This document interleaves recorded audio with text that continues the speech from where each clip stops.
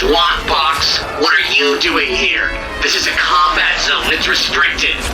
Ease off on your main thruster and head over to patreon.com/SWOCBC for episodes of our all-new series, Inside the Insider, where the gang explores articles from every single issue of the official Star Wars Insider fan magazine in order and get an even closer look at how Star Wars and its fandom have evolved over the years. New episodes with each public upload months earlier for patrons. Red 24, Red 30, follow me to patreon.com/SWOCBC for the latest episode of Swocbc. Inside the Insider today. In target range. It's ahead. All ships jump to light speed.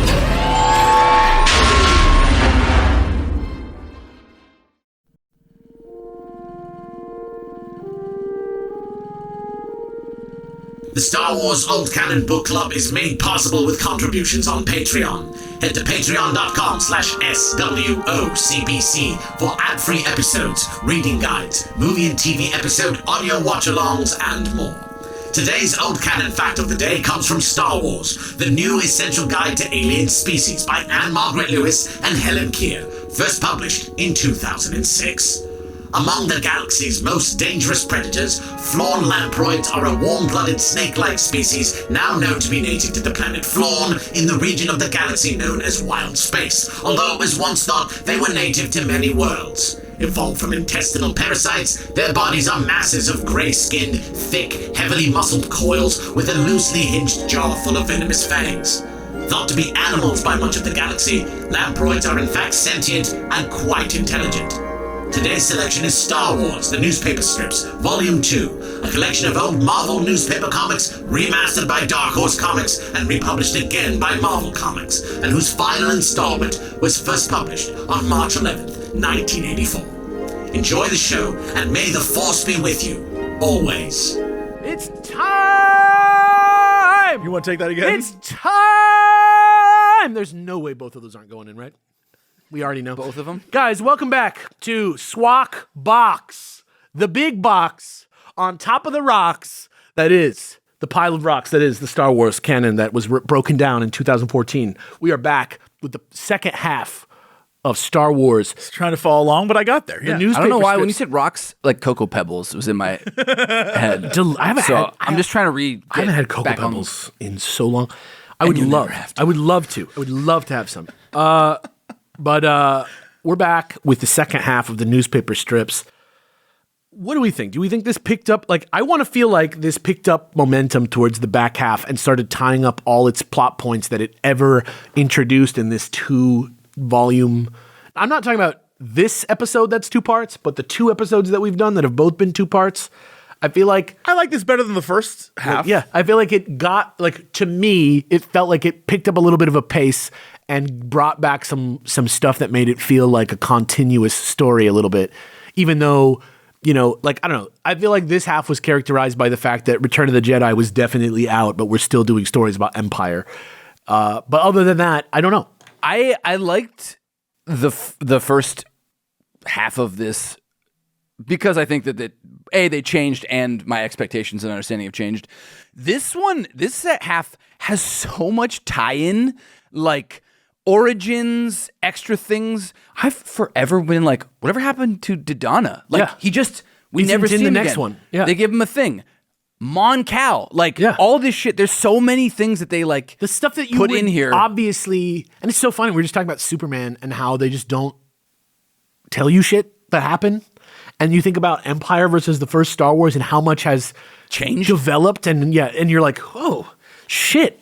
There are a lot of, like, how the fuck did they find the base? Like, why are they looking for the base? Where did that giant Star Destroyer come from? Like, you can extrapolate it because it's like, well, the Empire knows where they are now, so they had to get a new spot. But like, they don't really like give you the juice. And with the benefit of hindsight, they can rope in the real Emperor as he appears in the Return of the Jedi. They can rope in the real Jabba and like have the aesthetic. It's just very crazy that they made a lot of calls in this, bit that we read, and the calls they made were definitive. They're very like conservative but straightforward. They're like, this is the answer to what that thing was, except aside from the comics, it is not the answer to what those things were. Oh, which is crazy. But they like are an answer. Yeah, we they get went no for answer, and they choose an answer, which is Yeah. cool. And they do a thing that I've been like thinking about a lot recently because my brain just likes to fantasize.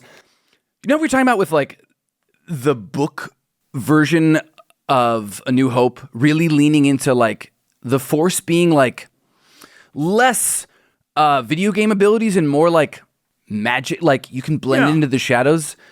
There's some stuff in this, like when he's using the Force to sense like cosmological and astrological phenomena that is like I feel like we just don't get that as much because it's flips and other stuff, but the idea that he's like, I'm gonna like sink into the universe and like feel out stuff like that, it's kind of cool. I don't know. I think it's rad, and I like kind of wish we could do a little bit more of that. Are you about to say what I think you're about to say? It's a very me-themed comment that I'm about to say. Does it have to relate to The Last Jedi? Yeah. And that might be very similar to that, even Yeah, though the movie The has... astral projection? No. I mean, that is, like, that's Well, a thing yes, we'll talk about, but also... But Rey, like... The scene where they're, like, the plants and the stuff's dying, and he's like, connect to the universe, Yeah. man. That's pretty close for what it is. It felt like, in the same way that I feel like a lot of the new sequel era Star Wars stuff read a lot of this stuff. Oh, I was thinking the same thing. I was like, oh, they just stole from the comics. Yeah, it doesn't. I was thinking about this moment, and it was reminding me both of the Kessel Run and how they kind of changed that up in the Solo movie, and also just like the way that Rey, like, there's like a very big part of the sequel trilogy that involves like using the Force to get around space, and I just thought that was like pretty interesting. And I'm not saying Rian Johnson stole this. I'm just saying like they immediately changed all that though. Let's be very clear. JJ came back and was like, that's not true. That doesn't happen. That's true. But there's a lot of consistency, but even between the newest and oldest Star Wars stuff that I'm interested even more to see what happens when we get closer to both. Like, I'm so interested to see how continuous it is. Like, are we about to read like the Star Wars themed like X-Men universe right now? There's some interesting stuff. I did a lot of research because the comics, like, again, were definitive. Like, these are some answers that you're going to get. And I was like, well, what happened to X, Y, and Z? Whoa. And so when we get to those parts, I like went in to see where it goes. But it's crazy because what I'm learning, and I think what we're learning is, even though we can give Disney all the hell in the world for retconning and changing stuff in the mid 2010s ish. Yeah. In the 1990s, they did the exact same damn thing. Oh yeah. They Big went time. in and changed so much lore. It's crazy how much changed. Yeah, and I'm surprised at the scale of the expanded universe. It gets big. Like, they're throwing out, I mean, I don't think they threw out quite as much as they did in 2014 in 1991. That's because the expanded universe was big. But so many things that were answered, like the real version that I know about from the Legends universe is like a second or third iteration of something that we've read in these comics, you know, stuff like that. Did you guys have the Marvel version of this, or did you guys read the issues from Dark Horse? I had the collected. The thicky boy. Yeah. Did you read, there was like some letters at the back that were like from the original trades from Dark Horse? There's one from Kevin J. Anderson. Did you read that? No. I can't remember if I did or not, but I usually read those things. So Kevin J. Anderson, and this is something that I read this morning. So, because I was just going back to make sure I finished, because very big in the expanded universe. Yeah, the end of my notes just didn't feel that conclusive, so I had to like make sure I didn't miss an issue or something. But he was saying, hey, just so you know, like, I love shit like this. This is so fucking weird, and like how the discrepancies and like truths have kind of evolved. And he was writing from like the year, like some late 90s year. When they like first recollected this? Yeah, and he was like, yo, like, if you guys think this is neat and you guys have always wondered this type of stuff, I am going to be putting out Star Wars, the Essential Chronology. And it's one of those books like the weapon book or the vehicle book. But DK or whatever they're called? No, they're those, I don't think they're DK. I think they're Del Rey. Okay. Yeah, I think they're the slightly smaller ones, not the hardcovers, but the ones that are like, here's just a list of characters. And it's got either like a very bright green or very bright blue cover. They redid them in the mid 2000s again. But I'm talking about the 90s ones. The last one to come out was the Essential Chronology because it has the same graphic design style as the previous versions. And he's like, it's written like a book, and you can read it straight through. and it will tell you the unbroken history of the Star Wars universe from the Sith War to the New Jedi Order. Yeah, it covers So we're reading everything. We are going to read it, I think. I want to read it when it drops because it will spoil. Oh, it spoiled like everything. Oh no, I think that we should read those when they come out chronologically. I feel like that would be a great, like, if season 2 of the show is the heir to the Empire era to the end of whatever comes before New Jedi Order, and then season 3 era is to the Empire. If season 3 is New Jedi Order, Ew. right? If season 3 is New Jedi Order, this face that Davis is making, I wish you guys could see it right now. Smugest, happiest. He's still kind of pretending to talk to himself, and now he's drinking water. I'm very smart. I'm very. Yeah. That was a very good joke. Yeah, he's doing good over there. He's helping himself out. What's his face from the Sticky Bandits?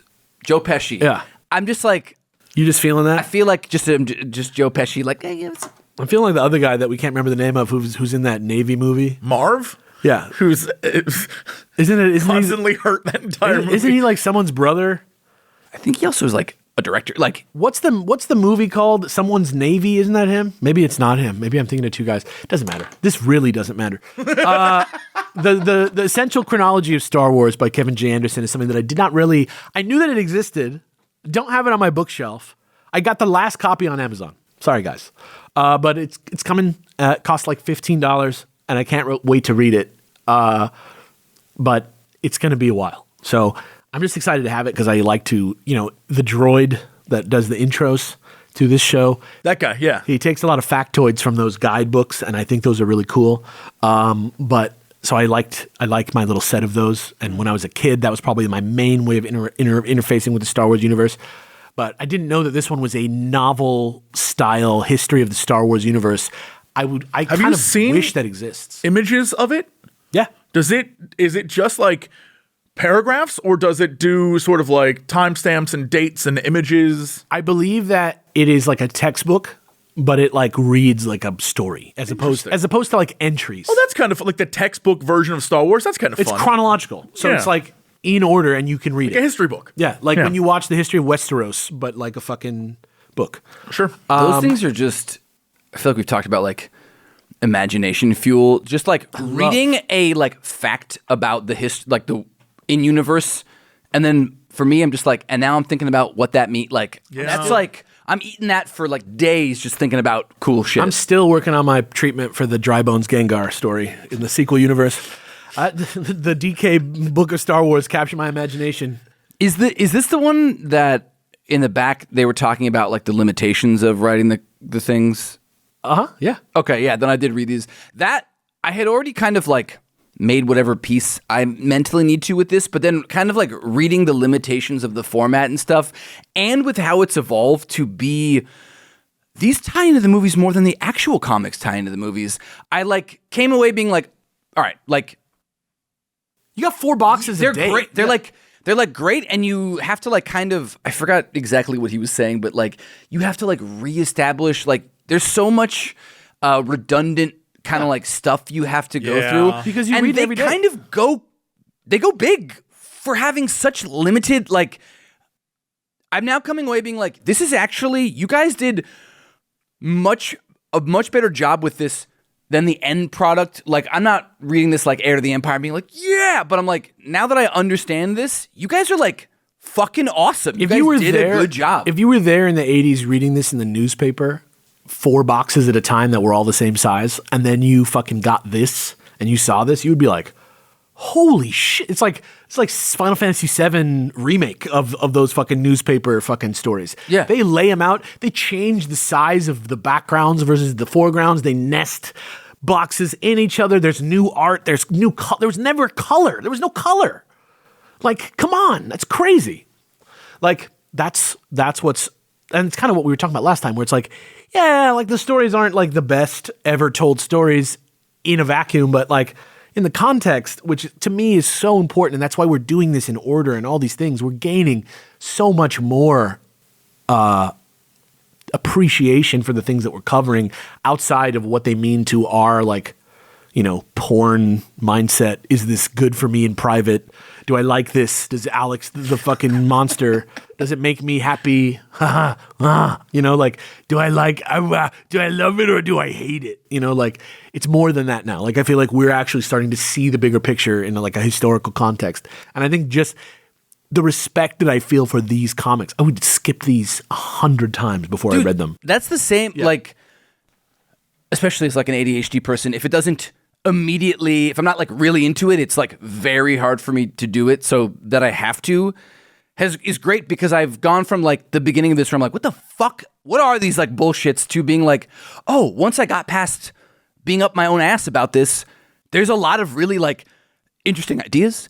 Also, it's like Olympic level storytelling to be able to tell something like this with the limitations that they had to do. Like, so I don't know. It's made the whole thing like I have a way more affection for and respect for this than I necessarily am like, what a great read. Can't wait to reread this every year. Yeah, going back to Final Fantasy VII for a second, right? Like, jumping forward to Final Fantasy 16 for a second. Well, no. That game smacks. That's great. Continue. Jumping back to Final Fantasy VII. Like, we were all there. We all remember. Sure. Especially, like, you're a little older, right? Like, you remember 6 to 7, how crazy that was. I remember that being I was in Myers Friendly Markets, and they would play it in the video game section, the trailer, and my parents would shop, and I'd sit there and watch the trailer like 12 times in a row as a kid. Yeah. I was like, what the hell is this? I did the same thing going from Genesis to Saturn to Dreamcast, looking at the Sonic games, because there was no Sonic game on Dreamcast or on Sega Saturn.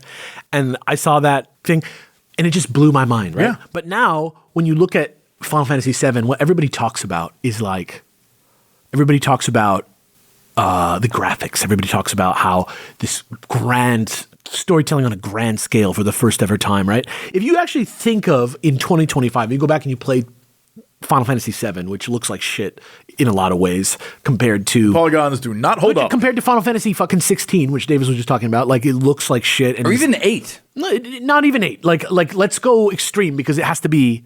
You have to remove it completely from the context. You have to go as a future child and go try and play Final Fantasy VII, the original.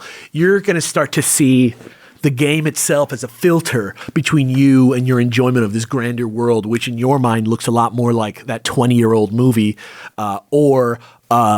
which, by the way, is fucking 20 years old, or actually it's like 16 years old, or actually, I think the older one is what movie?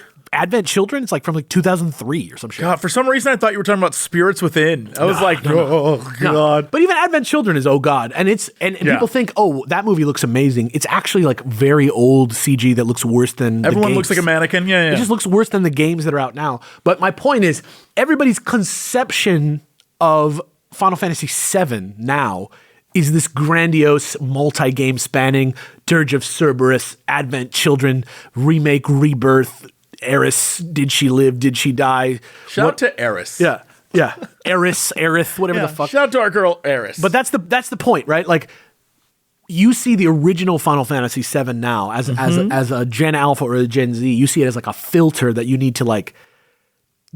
You're like, why can't I just get to my beautiful world that I love? And it's like, no.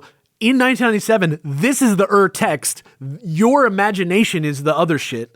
This is what you were working with. That is that thing that we've all been fantasizing about for 30 years. And now you're getting the benefit of coming into my grand fantasy where I can talk about, my favorite show, which has Grogu in it, who is a baby of Yoda from there's so much more mythology. Who are the Mandalorians? Blah, blah, blah, blah, blah, blah. Star Wars is a living, breathing place. We know how everything looks. We know how everything is, what color it is, what it smells like. We've fought stormtroopers. We've done all this stuff. Going back to this is your little filter between the beauty that you had in the movie theaters in the 80s, where, this is where you get the story. And now, reading it like this, you go back and you think, okay, I see what story this really was. Like when you look at the story of Sybil and you're like, this is like so much information for such a tiny story. It raises so many questions about the Force, about everything. And as a reader of this small story, I'm able to enjoy that idea that the writer clearly had, but then had to cram into this little 4 images or box whatever. where Cloud's fists are squares. And I think that's the thing that I wish more people could do, right? I happen to be the daywalker age when it comes to like physical media and digital media. Somehow I'm like a wizard who can speak in both languages just because of my age, I think, more than anything. I don't think it's special. I just think it's people who are like 35 right now remember dial-up and remember that they have AirPods or whatever, and that you can take a picture of somebody from space and you were on the planet or whatever. I feel like somewhere in there is some kind of lost comprehension or some sort of lost. I feel like this is blockbuster storytelling if you can speak the language. Right. And I think that's... But also, I don't know, this is not new. We've talked about this a million times, and so is everybody in the world. Everybody's getting a shorter attention span because there's now, a glut of... we don't know how to be bored anymore, or, there's too much content, and if it doesn't grab you quickly, you kind of just, swipe over versus, sitting with something and watching it or interacting with it and, being able to become drift compatible with it and get into it. Yes. And I am guilty of this, even though I know I shouldn't be with tons of stuff, and I have to actively do it. And because we're daywalker age, I have that memory of all right, well, hold on. Before, sometimes you gotta give it a sec before you come online with something, and then it becomes good. Or you can only watch one episode of the TV show per week. Or you buy a video game and you have it for 5 years and you play it all 5 years, never quite plumbing the depths of the game. And, suddenly in 2025, especially for us who have to play video games so fast, to talk about a game, when, I don't know, I'm trying to think of one that is real that I don't mind. Pokemon Omega Ruby and Alpha Sapphire came out. I'm running a Pokemon channel. Pokemon gave me the runaround, didn't send me the game early, which they only send it to you a week early, by the way, right? Not a year early or something that would really help you be an expert on it, but they send it to you a week early, and then I'm sitting there for 2 straight days playing the game as hard as I can to win and finish so that I don't get in trouble for not knowing what I'm talking about online. Right? Whereas... Even then, the completing of it isn't the completing of it. You beat the game, but in a Pokemon game, for example, that's 1/4 the battle. Right. And there are many games like that where it's about, I had fun with it, rather than I beat it. And it's a different beast. Hanging out with it, living alongside it, comprehending the world of it, going... being its roommate. Going back to it and being remember the year... you can't really talk like that anymore as a YouTuber, as a gaming YouTuber. You can't be remember that summer where we played this game for fucking 9 months and it was just so great? Unless it's Fortnite or unless it's HOTS, or not even HOTS. I don't even know what games are popular, continuously popular that long anymore. It's a freak thing that happens. We had Super Earth for a little bit there, but that was it. Yeah. That was it. Helldivers. A tangent on a tangent on a tangent. That's why it's nice to be a sketch person around gaming stuff, because I'm what's one thing we can make a joke about? Cool. I'm going to play the game at my own pace and I'm going to stay away from spoilers. But as long as I get that one thing, I'm good. Whereas you guys have to be all right, well, I guess this is my life for the next bit. And video games aren't the best example, going back to Star Wars, just because there's an element of video games now where they're so big and time consuming that you really do have to have the conversation. You're never I just don't have the time to watch Superman. I'll never get around to it. I can't. I just have to give up on the idea of ever watching this film. But with a video game, it's you just don't. Sometimes it's not just the context of it and the way that you have to play it. You also have to be sadly, I don't have 117 hours. I will not I'm sorry. be playing Grand Blue Fantasy versus Relink or whatever the fuck. Sorry, I can't. It looks fucking tight as fuck. There's another world where I played that game and I had 200 hours of bliss. Yeah. But I just can't. All that we're asking with a book or a piece of art like this, all we're asking is to just think about it for an hour more. Think about it for 2 hours more. Just do a little bit of extra thinking beyond like, can I come to this? You know what I mean? Like let's just go to it and just forget about ourselves for a minute and try and meet it where it is and find out if that process is enjoyable, rather than like, if I just turn off my brain and absorb this thing that is lucky enough to be placed in front of me, will it please the King of Siam? I feel like that Luke stuck on the water world issue really got you. Like all those different women, you were just like, yeah, like, can I get off to this? Yeah, I was like, God damn, why am I not coming? No, I'm just saying, like, Don't come to it. Come with it. If you just take the time for 5 seconds to like familiarize yourself with the content. You know, when you have a question about an old game, why does it look like that? Look it up. Find out why the colors are weird in Final Fantasy VI and that they don't look right unless you put it on a CRT display because the edges of the pixels blur together and make it look nicer. Like, don't assume you know. Assume you don't know. Assume there's more to it every time. And that's how you learn to enjoy the Star Wars Newspaper Strips Volume 2, starting with Part 2 of Iceworld, which begins right now, where, if you remember, Freya's father deliberately isolated himself from the Empire. Isolated? Yes, he did. So he isolated himself from the Empire. He's on what is going to become Hoth base.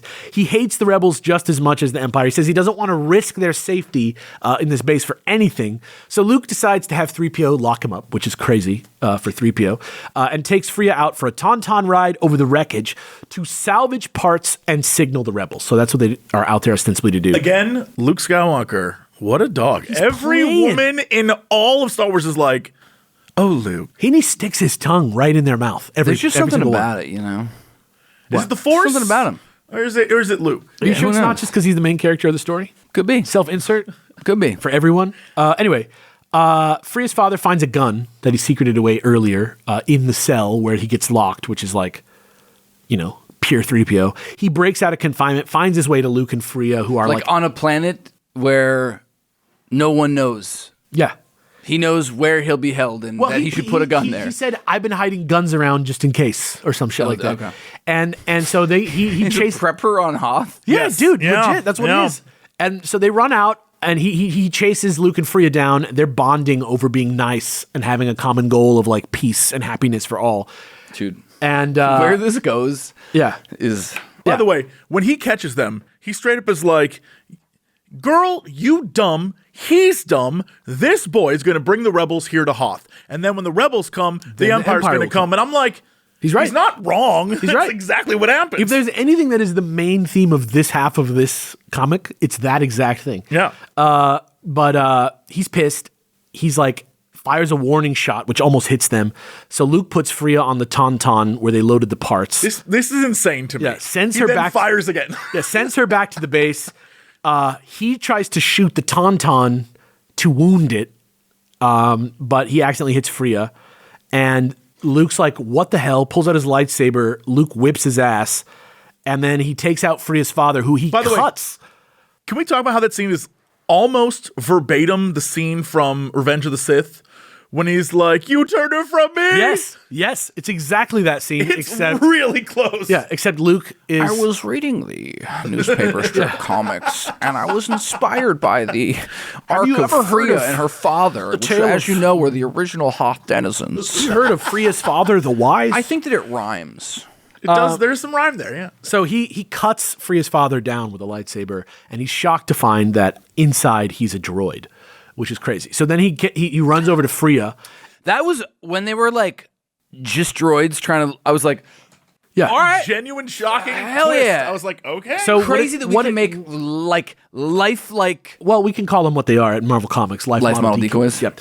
And that's what they are, of two real Imperials. Oh, okay, that makes it real. Yeah, that's real. Yeah. And they were like, we're tired of being droids that are like suicide shields for Imperial officers that might get killed. So they originally got sent out. This, to me, fucks up the thing about the Imperials not knowing about Hoth. But they got sent out to be like a honey trap for rebels. Yes. And they didn't like that. So they're like also like Data in that they're sentient. Yeah. But they don't There's a lot here. It's like when an android kind of, like an IG-88 vibe. There's something weird to it. It's like the Nick Fury that works for Hydra or whatever it is. I forget what his name is. And who's like also a like life model decoy who's like, I want to be my own guy. Because it's weird because they hate the Empire for making them the way they are, but they hate the Rebels because it's part of their programming. They hate the Rebels because they don't want to see the Empire. It's okay. Yeah. They just want to be alone, dude. Also, They didn't I get that. They didn't understand what all replicants need to learn, which is the candle that burns twice as fast, whatever. But that's exactly the problem. They got a rebel in their time. That's a new reveal at this point, which is that they have the Blade Runner curse. Rebel in your time. They are gonna There's die. something there. They're gonna die soon anyway. Their lifespans were short. That is a weird thing where she's laying there dying. She's like, "Don't worry about me. I was gonna die anyway." Yeah. So Luke's like, "Oh, okay." Luke's like, "All right, let's get out of here."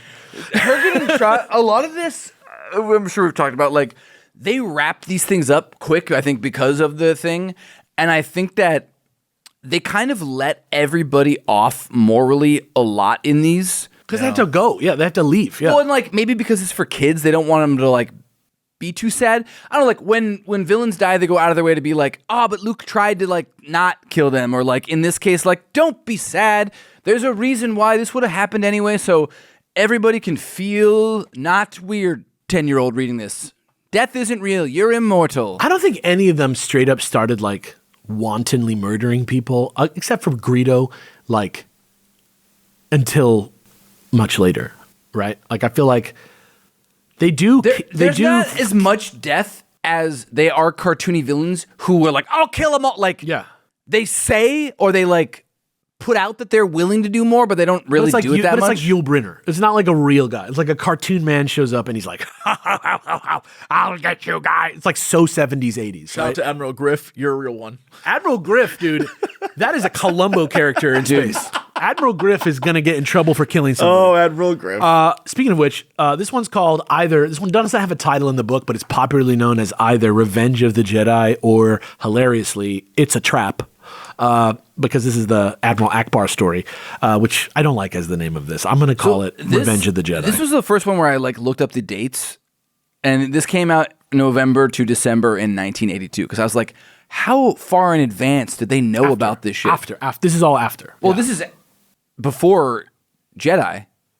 At this point, yes, but not by the time we get to Jabba the Hutt in a little bit. Oh, sure. Yeah. But this is sort of like an intro to who Admiral Akbar is for those of you who are going into They're like Return of the Jedi. They're like, have you seen Because Empire? we were just dealing this with like is who those guys are. the beginning of Hoth. I didn't know when exactly this came out. So then when it was like the Mon Cal and Admiral Akbar, I was like, do they know about this shit this many years in advance? And I'm like, no. The Hoth stuff was written 2 years after This is like the thing came out. It's like a really creative way to, like you were saying earlier, tie off loose ends where they're like, okay, we're going to introduce how Akbar's involved, but the reason he's involved is because the Mon Cal, the alliance they're making, is so that they can cause a distraction so that everyone can evacuate Yavin. And I was this- like, oh, okay, everything. And this is snipped off. also I was the like, all right. proto. This is also like the proto version of the Rebel Alliance that we see fully formed now in like Andor, where it's like very much like terrorist cells.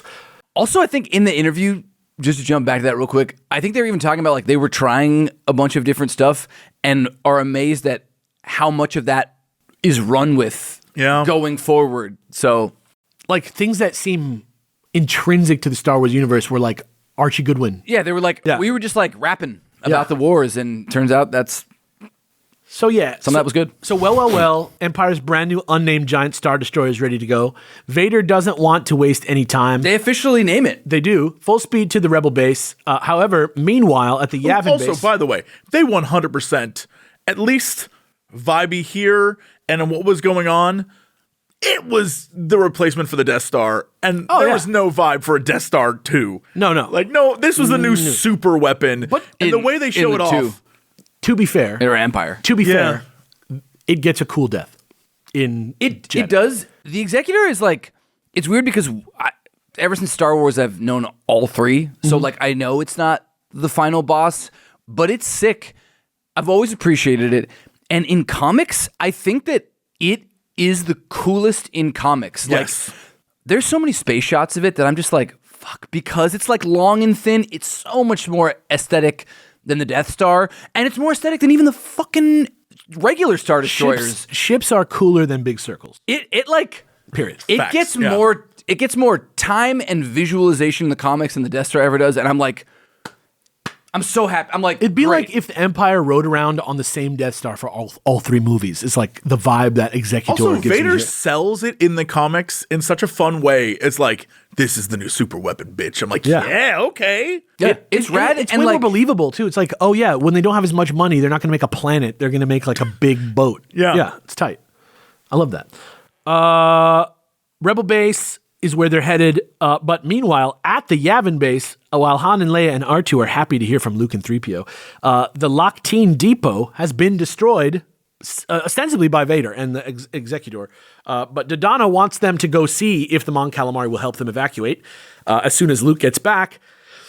And at that moment, after destroying the shit out of these ships, he calls his ship the Executor. Han, Leia, Chewie, and R2 immediately fly to Hoth to pick up Luke and 3PO, and they're excited because maybe this place could be their new home base. But within seconds, as Leia's prepping to meet with Admiral Akbar to discuss their options, they fly to the rendezvous point and end up in the debris of Akbar's ship. So they like come out of hyperspace into like ship trash. Heavens. Yeah, a lot of times. Quite often. Fearing the worst, Luke investigates and finds that the escape pods were jettisoned to the nearby world of Deluge, and they head there. As they arrive on the planet, Deluge? it's Deluge. I know, but it's It looks raining. like Jewel backwards, like the vape. Just like I kept writing art notes. Yeah. Because comics. Yeah. Very valid. For the collection we had, it's page 363. I have no idea. If you're at home, Yeah, there's sorry, just a yeah. shot of Leia depressed learning about the Mon Cal situation, and then Luke has a hand on her shoulder, and R2's in the foreground. And the coloring, Beautiful. it's not like a space scene, which are usually amazing. It's just a normal, but it looks like a Renaissance painting. Beautiful, It's gorgeous. yeah. I was like, what the It has hell? that like 70s like ornamental elegance. Yeah. Same thing like Griff's stuff kind of has that vibe. It's cool. But yeah, so they head to Deluge. As they arrive on the planet's stormy, sort of like swampy surface, they narrowly avoid some sort of like small Imperial training base that they see flying in, and they pick up a distress signal coming from somewhere on the planet. And Han worries that they're in a race with Imperials to like get to the distress signal, which of course they are. And it is an Imperial with maybe the best name of any Imperial so far, Commander Orlok, which is the name of Nosferatu, who sees this as his big chance to get promoted. That is almost every Imperial in the comics is like, if I could just get off this backwater world. He's like Imperial. He's the dude in Andor. Admiral Shitface. It is like the people that succeed in the Empire are like the movers and shakers and Sociopaths. yeah. So like doing the work there to get off. I get it. Yeah. So Nosferatu sees this as his big chance to get promoted off this shitty world. They become aware of each other, but the Falcon, so it's way faster, lands in the watery mud that is near Akbar and his men who are like down on the planet. But right as they land, the Moncals are like, wait. And giant green spotty worms come out of the mud, grab the Falcon and just like drag it to the bottom of the lake like 20,000 leagues under the sea, just like it did with the escape pods. But everybody it goes kind of slow, so everybody's able to be pulled out of the ship before it gets like pulled away into the water. And R2, in doing this, like decides quickly to magnetize himself to like a supply locker so that when they pull him out, they also pull out a bunch of supplies, which is good on R2. Yeah. And then Han's like Unsung hero. Han's Really like, is. I don't think he is. I think he's pretty sung. You're right. Yeah. Like then later they like scream. Yeah. Him in the prequels. Han, he's like a Mary Sue, but like robot. Anyway, He did save Padme's ship. yeah.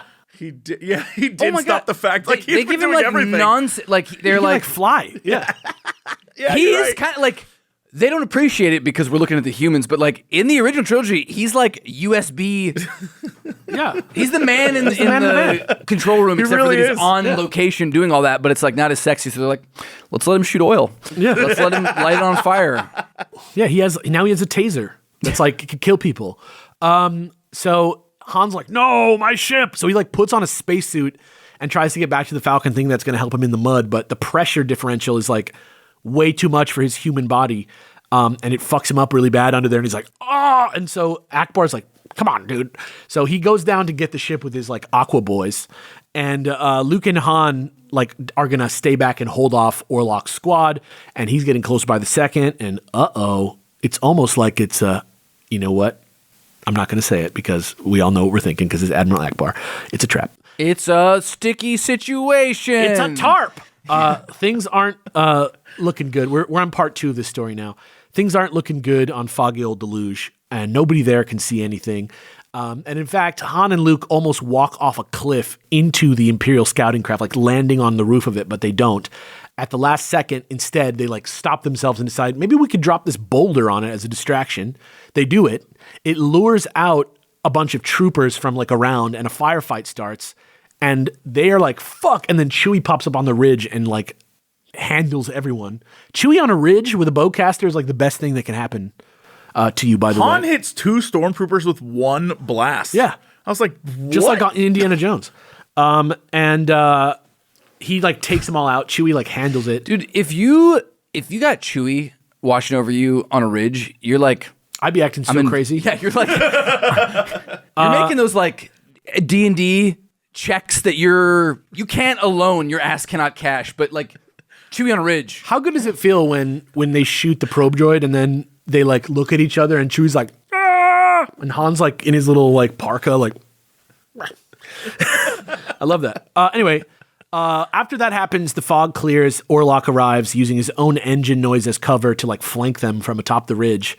And he forces Luke, Han, and Chewie into the now empty scout craft that they just emptied out together, even though Han already rigged that shit to explode when it got back to the Imperial. So now they're like driving somewhere in a time bomb. As they dodge fire with the timer counting down, we cut back to where the Mon Calamari are with Leia, and the droids notice a giant explosion on the horizon, and R2's like, that was probably them. They were in there, and it probably blew up. I was like, I know that you have limited amount of time, but there's no indication at all that they would be in that, but they want to create drama. So it's like, oh, R2 has a feeling that you're they were in that thing, and you're like, well, we know they blew up an Imperial tank, well, which we is know, rad, we but know you just that, want to like add the thing. We know that they were in there, is the point. Right? I know. Yeah. Sometimes I can't un-Davis. It's okay. I'm just like, I don't think you should. No clue. I don't think that you should like brand yourself the name Davis as a pedantic movie watcher. You know what I mean? I don't think that's you, man. It's been brought up to me. Well, by one person in this room. Well, this is a podcast where we talk about our opinions on films. That like I just care too much about. This is a podcast about movies and books, but I'm just telling you, I think there's more to you than that guy. That's all I'm saying. Akbar and his buddies, they cannot. 30 of the world's top linguists verified it, okay? You're right. We just found it out, but 30 people already broke down an entire alien language and verified it. Personally, so it's good enough for Mr. Terrific. It's good enough for everybody. I think it's kind of punk rock to think every movie's the same. Don't even question it. Shut up. It's real. Let's go. I think it's actually brave to think movies are good, and it's punk rock to give them the benefit of the doubt. Anyway, they dodge fire. Leia and the droids are like, that's definitely our friends dying. Akbar and his buddies can't get the Falcon loose from the mudworms, but then Han, Luke, and Chewie show up and they're like, what are you guys so sad about? And they're like, oh my God, you guys didn't blow up in that thing that we randomly thought you died in. And they're like, why would you think that? Yeah. Well, why would you ever hold that opinion? They don't say anything like that. You have no idea what happened. 3PO said. Yeah, they don't say anything like that because the Imperials are like about to show up. They just barely jumped away from the exploding skimmer off screen. That's the explanation. And then Akbar's like, wait a minute, 2 birds, 1 stone. I got this. So after dealing with Han just bitching at Akbar for no reason besides, I think, racism, he is unnaturally saucy to him throughout this. I think it's because you need to make the story go, but he's like dumb, like especially earlier where he's like falling apart from the pressure sickness where you're like, he's like a genius. You're fucking ass, Han. I'm usually on your side, but like, what is up? Galaxy-wide. I guess it's like his ship that he loves. It's a galaxy-wide, like famous tactician general who is equal in every way to the Imperials. Dude. I just feel like That's a good answer. I like that. I guess your fucking suit. He was right literally every time, and Han was wrong like 5 times in a row. There's just no way that Han has the high ground here. It just doesn't make sense. He was just emotional because his ship is now underwater in the property of worms. Sure. So he bitches at Akbar for a few seconds. Akbar sends his buddies back down to the Falcon. They effortlessly draw the Imperials across the center of the mud lake. They're immediately grabbed by the worms and get pulled down there. They're all destroyed. His buddies grab the Falcon away from the worms while they're busy getting the Imperials. And This actually is pretty rad. yeah, bingo, Dino DNA. Felt like a weird they're video all game good. puzzle solve. Yes. Yeah.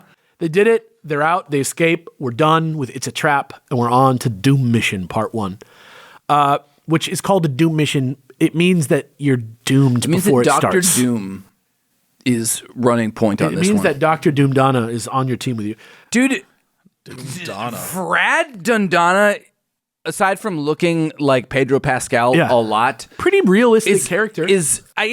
just, you know what? I came away whatever, but I'm like, how are you Dundana's son? I don't believe this little punk. Yeah. The way the story plays out is weirder than anything that happens in it. But Well, first off, we must stress. yeah, Vader catty bitch this entire oh storyline. my God, he's crazy. From moment one where he's like, let them attack our Star Destroyer. Like the bantha swats the gnat, General. Literally, he's like, I let them attack us. I let them dick around for a little bit and send back their message. I want them to know we have a Superstar Destroyer. Fuck the rebellion. I'm like, damn. It feels a little bit like he's like Jerry Lindegaard, though. Like he's just pretending to be right every time. He's like, yes, but that's just part of my plan. It does suck because it's funny because all of the Imperials around him are like, sir, this makes no sense. He's like, I'm Darth Vader, bitch. Yeah. You're like, oh, okay. Turned out he was just wrong. When you can, with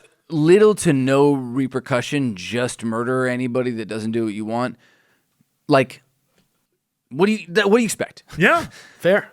So He's a they're, product of the system. so He they're also helped build. Right. they're daunted by the size of the Executor, but the ship, which, with my knowledge, I perceive to be a rebel medical frigate, fires on the Executor by itself. It literally just flies around it, and Vader's like, I think they had not established exactly what is what yet, because But it's important. that's how you go ahead and ruin a starship. It's important just because you guys and I know both what the Rebel medical frigate ship looks like, right? We both know because we saw the end of Empire Strikes Back. Sure. So if you're out there, For that frigate to forsake its Hippocratic oath. it's not that. Just if you know what that is and you're like an old school Star Wars fan or whatever, just keep that in your mind for a minute. And then he doesn't give three shits about it. With a wave of his hand, the Executor then turns around and shatters two blockade runners, like the Bantha swats the gnat. But the point is, now the rebels know they're coming, but were there three ships? Because it feels like he shot it started at a only rebel as frigate, one. The shots, the boxes were, there was the rebel frigate. which you see but one then time. When it shows the destroyed ship, it's very clearly blockade runners. It's clearly two blockade Right, runners. yeah. So it's like, did he shoot a frigate and it turned into two exploding blockade runners? I have no Asteroid clue. physics, yes. Yeah, I don't really understand what happened there. They head off. The Falcon comes out of hyperspace into yet another debris field of broken rebel ships. Strangely, a rebel scout appears, like a ship, from the wreckage, and immediately jumps out of the system right when they arrive. Luke clocks it though, but he decides, you know what? I'm not going to worry about it right now. Whatever. But according to the narrator, Luke is wrong. But they nevertheless arrive back on Yavin, where Dodonna is shattered because son's dead. nothing they're trying seems to be effective in stopping the Executor, and his own son was lost. And then that ship shows up, and it's in like way worse shape than Luke remembers seeing it in. And we meet for the first time Vrad, V-R-A-D He's Dodonna. so Vrad. Yeah, he says he's almost died and that his emergency repairs prevented him from getting back to the fight. But Luke knows what he knows. Yeah, and shout out that's, to Luke for moment one being like, no. yeah, he knows what he knows. That's not how he remembers it. But It's crazy because I saw you in a ship that was fresh off the fucking lot. yeah, but he like Dodonna is so sad that he doesn't want to like open this can of worms. It's like no one believes him. Poor Luke. Everyone's like, it's the Donna's son, Luke. Because he doesn't, I don't think he even says it out loud. Like, isn't it, he decides doesn't that somebody be like, well, you got to like get evidence before you just say so that? he decides not to say anything at first. He sees Vrad swear revenge on Vader. He's like, Dodonna can't handle this right now. Maybe I don't know what's going on. We'll just see. So then he starts talking with Han about it. But they decide to keep it to themselves for a minute because Dodonna then comes over and explains to them about how they want to use the power gem that they got from Raskar to take out the Executor. Shout out to the power gem coming back. That old Raskar. That was only like 3 issues ago, right? So it's like they got it, and That's their plan for taking out the Executor. Han reminds them it may not work as it only has a slight charge left, and Dodonna asks if that's why I'm asking for volunteers for this solo mission to see if we can do it. Vrad immediately says he's going to do it, but Luke's like, he doesn't know what to do, so instead of being like, you're a fucking fake, he talks his way into it to be backup, basically. It's weird that this is one of those knowing what you know situations, but it's so funny that the entire plot of this arc is we're going to use the power gem to disrupt the shields of a Super Star Destroyer because nothing can disrupt them. Yet we all know one A-Wing will do the trick. Now we do. Yeah, it's like a weird vibe when you look back on it. You're like, no one knew how to break through the shields. And now it's like, I mean, okay, we do. Unless the A-Wing, unless this is how the shields are on the Executor now. They don't explain any of this shit. Deflector shields seem to deflect lasers, but ships can pass through routinely pass through them. But then in other media, certain things and you can crash against. In literally this, they crash against it. Yeah, so it's I don't know. It's kind of... So Luke's lying, and he's But also, isn't their bit not even to break the shields to destroy it, but to make them think they have the ability to break their shields? No. So the plan is to really break the shields and see if they can, right? But later, that's what Vrad's plan kind of is. So, because they don't know that their gem is a one-trick pony. So Luke is putting up a fight before they decide to go together. So Dodonna steps in, and he's like, listen, I realize this is nepotism, so you know what? You can go along as backup, and then everybody's happy. Luke agrees, but then he goes over to Vrad, and he's like, hey, I saw you, you fucking bitch. What the fuck is this? And then Leia comes over right when they're about to go to blows, and they're like, what are you guys fighting about? And they're both like, nothing. Nothing. Get out of here. So then they immediately start... Two boys wrestling? Yeah, so then they immediately start fighting. Vrad gets the drop on Luke and doinks him in the head, in the back. He grabs a branch like he's going to kill Luke, muttering to himself like a crazy person. And then meanwhile, up in space, Vader's hot on their trail, and he's ready for whatever rebel tricks are coming his way. And then that's the end of the first part. And then we get to do mission part 2. Vrad gets more and more confident in his branch plan as he's talking. He starts monologuing, and Luke's able to get the drop on him. So knocked onto his ass, he pulls a gun on Luke. Luke's like, dude, come on. There's a mission. We're trying to save everything. Fuck your stupid ass honor. Fuck everything. Let's just table this. Let's just go. Let's just go on the mission. And they do. And then Han and Chewie pop out of the bushes, having heard everything, because they keep following Luke because they don't trust that he's going to be okay, and they all feel powerless in the face of the mission. Luke leaves with Vrad on the power gem craft. Dude, the note here is I don't understand when they have so many perfectly great actual movie Star Wars ships. Thank God we're on the same page. They always make special ships, a rocket ship that looks like don't look anything like they belong in the universe. It looks like Fantastic the front Four. of a Tomcat attached to a Star. It's the goofiest looking ship I've ever seen. I don't know, it looks man. like Fallout. It looks like legit, one of those nuclear powered rocket ship cars. It's not even it's just after the first movie. They've got the frigates. They have now a million great. ships, You now have seen an expansive amount of ships in this universe, and you make another fucking nonsense bullshit. I will say that in the subsequent years, many of these bizarre ship designs do get Star Wars-ified and adapted. For example, Raskar's ship looks a lot like the Lady Luck, for example. But there's many other examples of this things one not like so that. much. I just think the to Marvel the era, art department and there's no on model or off model yet. I think later when we get to the Outrider and the Moldy Crow and just all Dash the bounty Ranger hunter ships and stuff, we start getting that's when they're download complete and we're gonna make some sick. Well, they started doing everything in-house a little bit more too. That I think is the big difference between the Marvel era and the Lucasfilm era is that I think a lot of that hey, we're going to design a spaceship. They did it and gave it back to the author with how it looks. Sure. Yeah. I think there's a lot more. You guys draw stuff it doesn't even have the same design language. It doesn't even look even in the same ship, the front and back is two different design with you. With the ties, they were great. Let's give it 2 pods. Let's do this. This is no, a bottle rocket with a rapier on the front. It's a newspaper strip, but also strapped to a triangle. Yeah, they simply didn't Like, they didn't try to make a Star Wars ship. They tried to get the fucking newspaper out on time. Back at base, Fair. Everyone waits with bated breath. They're not doing like concept art for the Star Wars newspaper strips. Back at base, But you occasionally get, remember that like bug base that they had to get that had all their like information that they like broke into? Yep. Like the cool, like such a sick thing. But a lot of the time, what that is, for example, is when an artist at Marvel Comics comes up with something that they already made up, and they're like, I'm going to finally get to use my bug base. Oh, they're just like, hey, I have a bunch of drawings I do because I'm a rad artist. Yeah. Like they started doing it for Fantastic Four or X-Men or something, and then it ended up over here. But yeah, the Marvel cosmic stuff looks a lot more like that Power Gem ship. I don't know. It doesn't look like Star Wars for sure. Everybody waits with bated breath back at the base. They're worried about the mission, the changes that seem to have come over Vrad since the last mission that he was on. And it seems, rightfully so, that as soon as they get out of range of the base, Vrad starts talking about how he's going to get rid of Luke, to Luke's face, about how seeing the Executor broke him and how ashamed he is and how it better not happen to Luke too.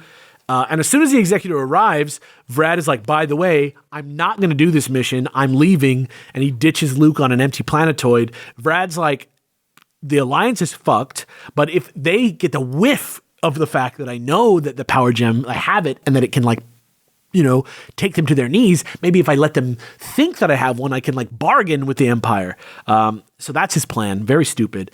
But meanwhile, sensing the Force aboard the tiny ship that Luke is on, Vader turns the entire Executor around after the tiny ship. Yeah, literally like Spaceballs type shit. And when it arrives, Luke realizes that it's a second chance for both of them. He starts doing his like speech checks. Vrad rejects hope a third time, pieces out for good. Supermaning. Yeah, he turns off his helmet. He heads off. He's like, fuck you. I'm leaving. I'm getting mine. You're going to die.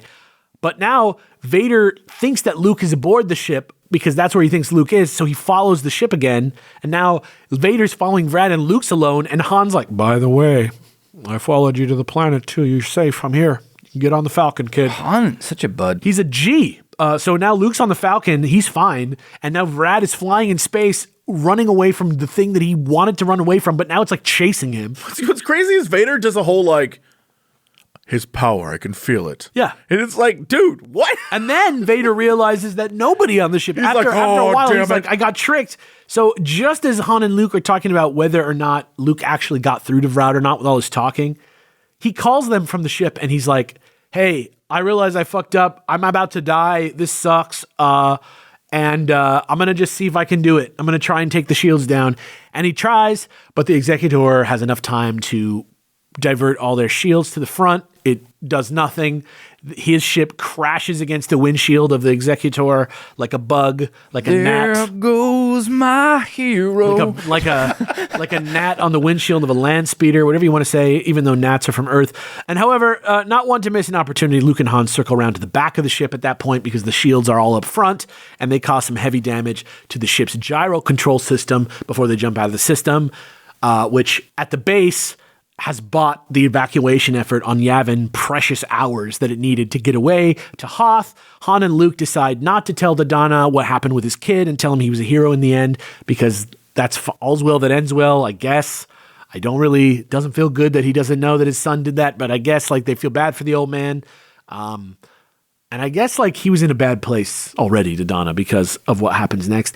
We are in Race for Survival now. Shout out to the return of Admiral Griff, who the first thing he does, ditch his date, go on a comm system and be like, hey, Vader, heard you got a problem, bitch. Yeah. And Vader's like, I hate you. And he's like, I'm going to go get the rebels now. I was like, I love Griff. Yeah. What a piece of shit. So it's weird because Vader, he is like a good one where he's like waiting for his opportunity. He acknowledges Vader's whatever. His only problem is that all these are like, he should just be like, 10% smarter. Yeah. Yeah. Well, sure. Yes. Vader's like, also, he's like so high.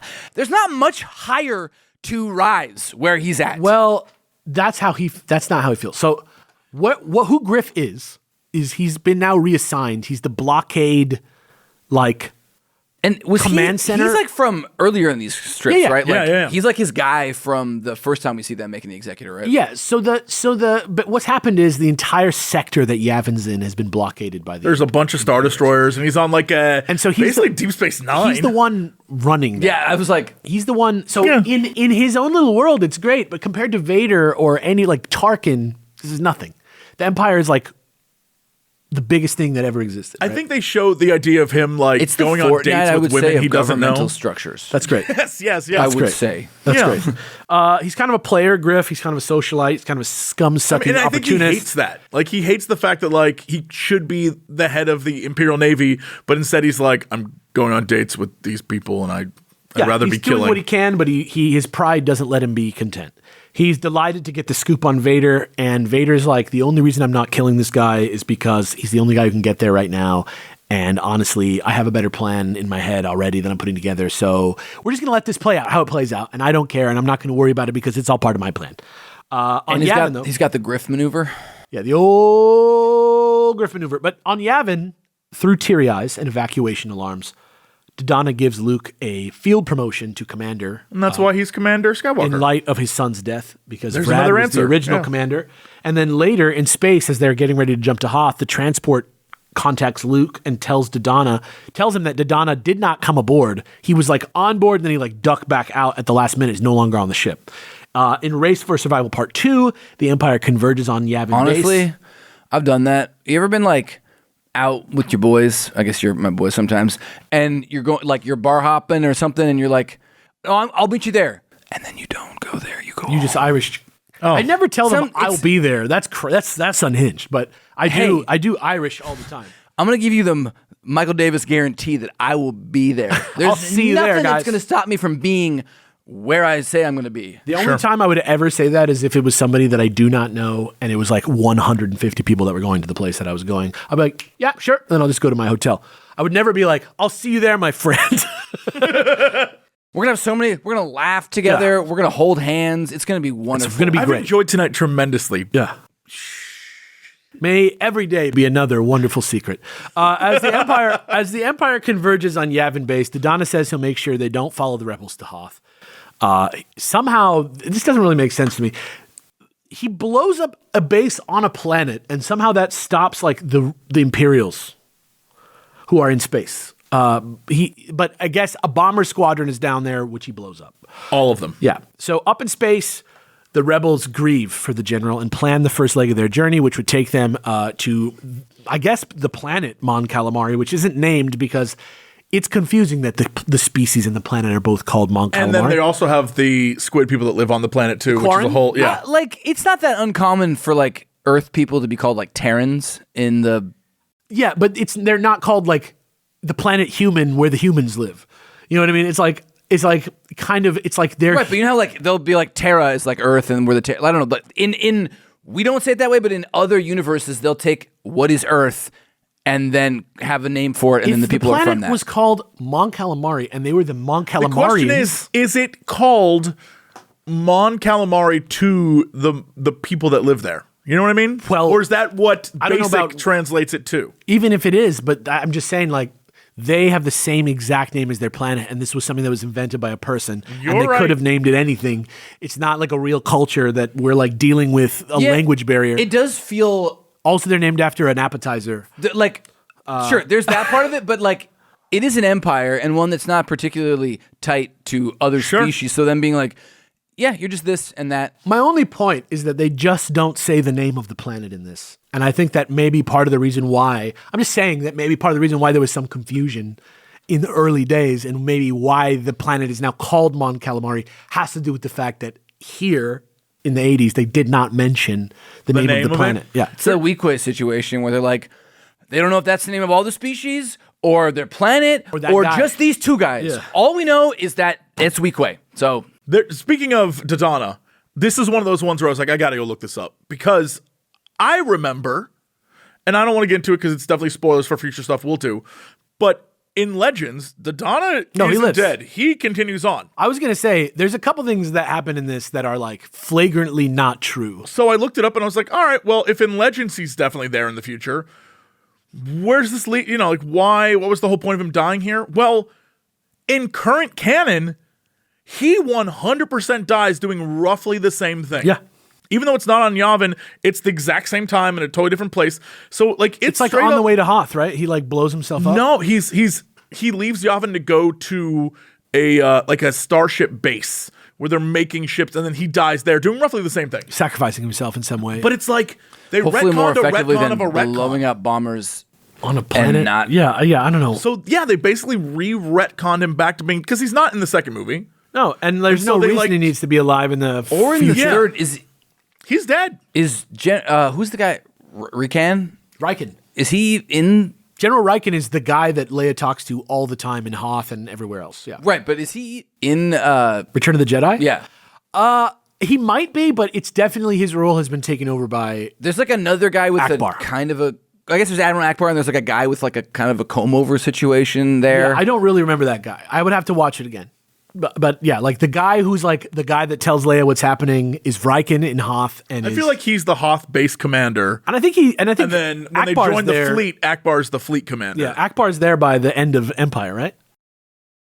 Akbar doesn't show. I mean, he would be in the fleet when they meet the rebel fleet. He'd be there, but we don't see him. They don't show him? He's an admiral. Is it I don't think admiral and so. general? I don't know enough about the different. I mean, like, Admiral is and it general are admiral very and different. general Admiral the would same, be- but in different Admiral, military Yes, wings. branches. Yeah. Admiral is Navy and General is Army, I believe. Right, Okay. but that's what he's saying. He's saying are they the same rank but different branches? Roughly, yeah. Yeah. All right. So Vader's like brooding and he's feeling good about himself. His machinations are lining up. Griff moves to meet the rebels before they can escape the blockade of the sector. I actually kind of like the vibe that this comic establishes that Griff and Vader are kind of in a race to see who can kill the rebels first. And I was like, that's fun. It's I like they're that. not, but they are, right? Yeah. Like he's like, I'm actually going to be the one to do it, and I'm going to like misdirect, but actually turns out they're kind of racing to us, which is fun. Akbar contacts them to report various simultaneous diversionary attacks at key points along the blockade line. They're going to help them as distractions, impressing the initially doubtful Han Solo, who again just gives Akbar shit for no fucking reason after he got him his fucking ship back. Yet Griff decides not to alert Vader immediately, since the Empire didn't even know the Mon Cal were working with the rebels, and he sees an even bigger promotion ahead if he can handle the destruction of the entire Rebel Alliance all by himself today, right now. So he decides not to pursue the other attacks, focus on the Rebel combo because he thinks, oh, they're trying to distract me, I'm going to stay focused. And he thinks he might know where they're going to sneak through because he did like a little algorithmic thing, and he found the little spot that it leaves a gap, and so he's like all clever and he thinks it's going to be there. Luckily, Which, in fairness, he's figured it not out. wrong, He figured it except out. for that you're a newspaper strip comic level villain, so there's just no chance. bye, dude. Yeah, sorry, buddy. Nobody even knows about you. You're not even real. But luckily, just as they get ready to jump, Leia sends Han, Chewie, and 3PO off in the Falcon to find a backup plan just in case somebody like Admiral Griff gets clever, figures out their real plan. So Luke thinks it's because she thinks Han was being annoying, but he heads off to scout ahead for danger instead of going with them. He's going to like make sure the original plan spot is safe. And he finds Griff's fleet there trying to hide in the heat distortion of the sun nearby. And it turns out that it's going to be a race between Luke and some TIE fighters to like get to the place where he can send the message back to the fleet. So he takes some damage, but he tricks the TIE fighters into shooting each other, and he escapes to deliver the warning.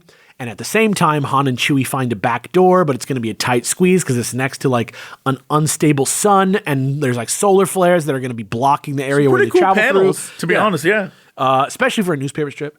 And they head off to find Luke. And they're like, actually, this is like not that great of a route, but it's here. And they go to find Luke. Nobody really wants them to try the route. Not even Han is like feeling great about the route, but Griff like is getting closer and closer. That's where they're headed. Han finds Luke and R2 floating in the space wreckage again. He too is skeptical of the solar flare route. So now Han and Luke are like, please do not do that. That is crazy. There was, I don't remember when it happened. Did it already happen? The Griff maneuver where it's like, instead of starting light speed through a vehicle, he like comes out of hyperspace on something to crush it. Yeah. So well, this is not a maneuver that he chooses to do. Vader, Oh no, I just wrote it. That's just like I was like, oh, there's a reverse of that. Yeah, basically what happens is Vader punishes his underlings for bothering him in his little man cave. We're going to get to it in a minute. Oh, it hasn't happened yet? Yeah. Okay. Vader this is the end of this. Vader punishes his underlings because they bother him in his little man cave, and they doubt his plan to use Griff tire out the rebels, so he can show up and claim all the glory. So eventually, he correctly figures that in a fit of hope, Luke will try to use the Force to guide the rebels through the solar flares, which he apparently knew about. And then he will easily guide the Executor straight to them because he can feel Force at that scale, so he'll be able to go find them. And at the same time that that's happening, Griff decides that he doesn't have time to plot a course because it would take too long, but he's got to jump to lightspeed to catch the fleet. So that's what he does because it's his big chance. So he's like, fuck it. I don't give a shit. So Vader and Griff both get closer. Luke guides a portion of the fleet through the solar flares. He directs them to stop and go as the flares like flare up and recede. Vader cleverly positions his ship on the other side of the star so that they were just going to go right into his hands as they come out from around the stun. And just as the fleet begins to come through, just as they've all moved into firing position, Griff does the unofficial Griff maneuver, slams out of hyperspace right into the area where the Executor is, breaks over its shields like water on the rocks. Everybody dies. Griff is gone. It was so immediate. Like, there are times where, like, the Death Star erases something, but it was just, it's like shocking because it's funny because Griff, we like were with him for so much, and he's like, this is my fucking shot. I don't give a shit.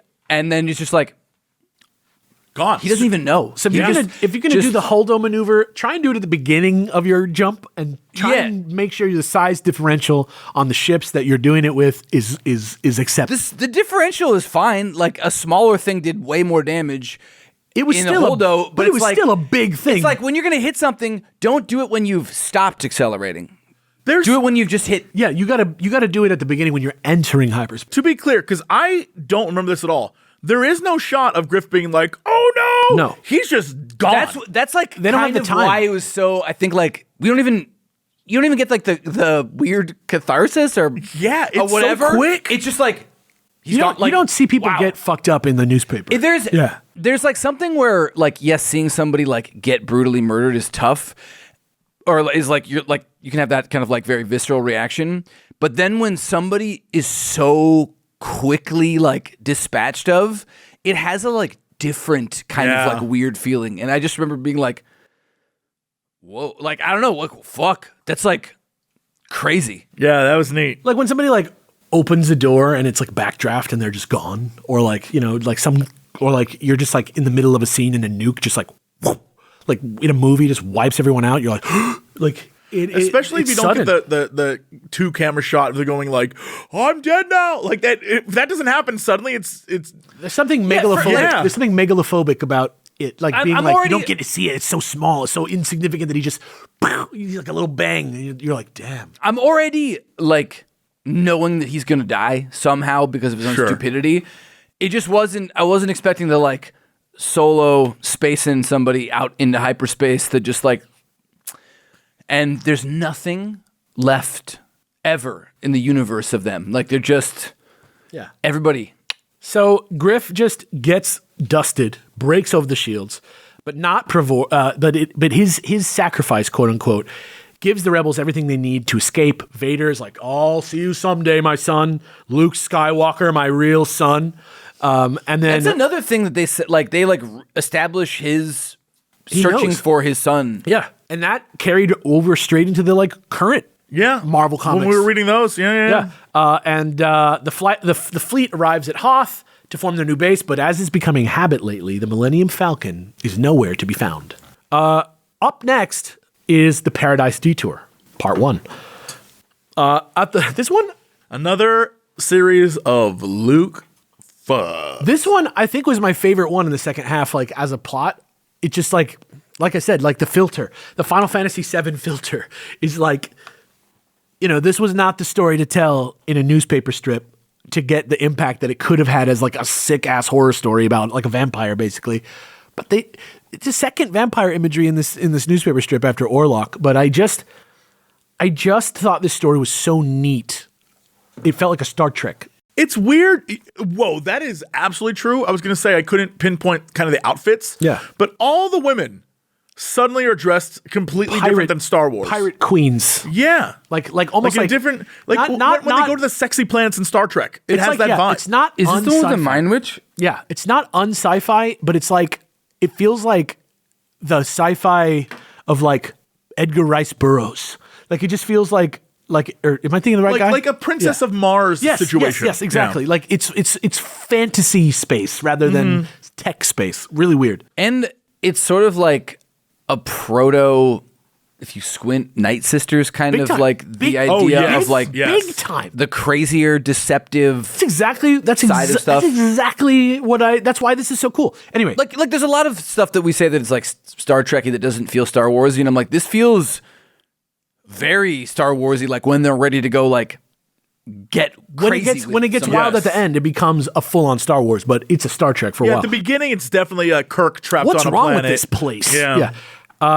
So at the new Hoth base, Leia and the newly goated General Riken discuss the whereabouts of Han and company, and elsewhere, Han, Chewie, Luke, and 3PO are lost in space due to a busted hyperdrive navigator.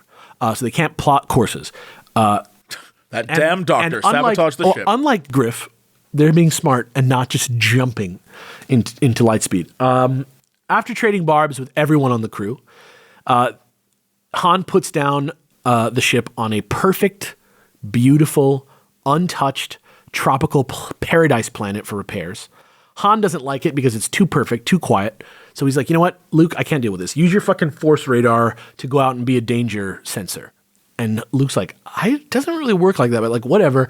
And we see a mysterious woman with a nice fat ass watching them from across the way with her titties out. Almost immediately, Luke hears her call for help, and he runs to find a beautiful warrior type, princess type babe fighting like a tentacle monster plant thing that looks like a tree trunk with tentacles. Anime. We've seen it. Strangely, he finds it kind of familiar, this voice. And as it turns out, the voice belongs to who else but Tanith Shire. Somehow from a few issues back. And he rescues her with his lightsaber and a clutch force pull to grab his blaster. But after he saves her, Tanith runs off without even talking to him all the way to the edge of a cliff, where she almost stumbles off the cliff, pulling Luke down with her into some water, his least favorite thing that can happen to him. And when she pops out of the water, it's not Tanith at all. It's this crazy lady who's called Sybil. But it's like not like the Earth name Sybil. I'm just going to say, improvement. Yeah. She comes out the water, and I'm like, I like her even more. Yeah. Damn. She's another, she's Yeah. like She another does the barn. unrecognizable. She aerials, yeah. Same body, unrecognizable face, but still a hot babe. Completely different hair. And according to her, the atmosphere of the planet can be intoxicating to off-worlders who become prone to insane fantasies and delusions. However, You're right after- crazy, yeah, Luke. except you right can't after trust that, yourself, but you can trust me. right after and that, no when one he else. sees a stormtrooper armor, he attacks it. I thought it was going to be an illusion. It absolutely is not an illusion. It turns out It's like Scarecrow, right? Yeah, it's a scarecrow that Sybil made to keep her home safe from intruders, which is odd because if you look at her house, it's actually an ancient temple ruin with some kind of abandoned Imperial shuttle nearby, which Luke discovers some very suspicious damage on the outside of, like something scary tried to get in from the outside, which is not normally what happens to Imperial shuttles that are abandoned. She tells Luke he can protect her now and kisses him on the mouth. Luke does not deny this kiss, but when he refuses the job because he's got a life and friends and a mission to complete, she immediately runs away, and very shortly thereafter, a monster appears in her place. She is like a gaslight. Like her force power is like it's like, Yeah. oh no, now I'm like in a threat again. Like he like, Yeah, I kind of get manipulation why goes. he's like completely like thrown and like, what, I gotta protect. Yeah. What's up? You're like, damn. So back at the Falcon, Han and 3PO discuss Luke's whereabouts as night falls, but they have no idea he's in a fight for his life with another monster that looks exactly like the monster that we saw earlier in the Massassi Temple. And now we're in part 2. Or is it the guy from the Massassi Temple? Because maybe it's just the crazy drugs planet. So as of right now, Luke realizes he has no comm leak. It's missing from his belt. He's too afraid to fire his gun because he doesn't want to collapse the ruins onto Sybil if she's somewhere. Sybil somewhere. Luke climbs a cliff face to get out of here, but the rock gives way under his hands. He falls back to the ground and knocks himself out. Meanwhile, Han and C-3PO can't figure out why Luke's not answering his comm link, even though it seems to be fully operational. And as Luke regains consciousness, now the Massassi Temple monster is gone, and it's Ben Kenobi who emerges from the shadows and drives the beast away like he did on Tatooine weirdly. But all he wants to do, Dude, all he wants to do is like convince Luke to stay with Sybil and say fuck the rebellion. Luke, this time, stay with the That's hot what chick. I said. But Luke passes out. He's like, what the fuck? And he just passes out again, and then he wakes up.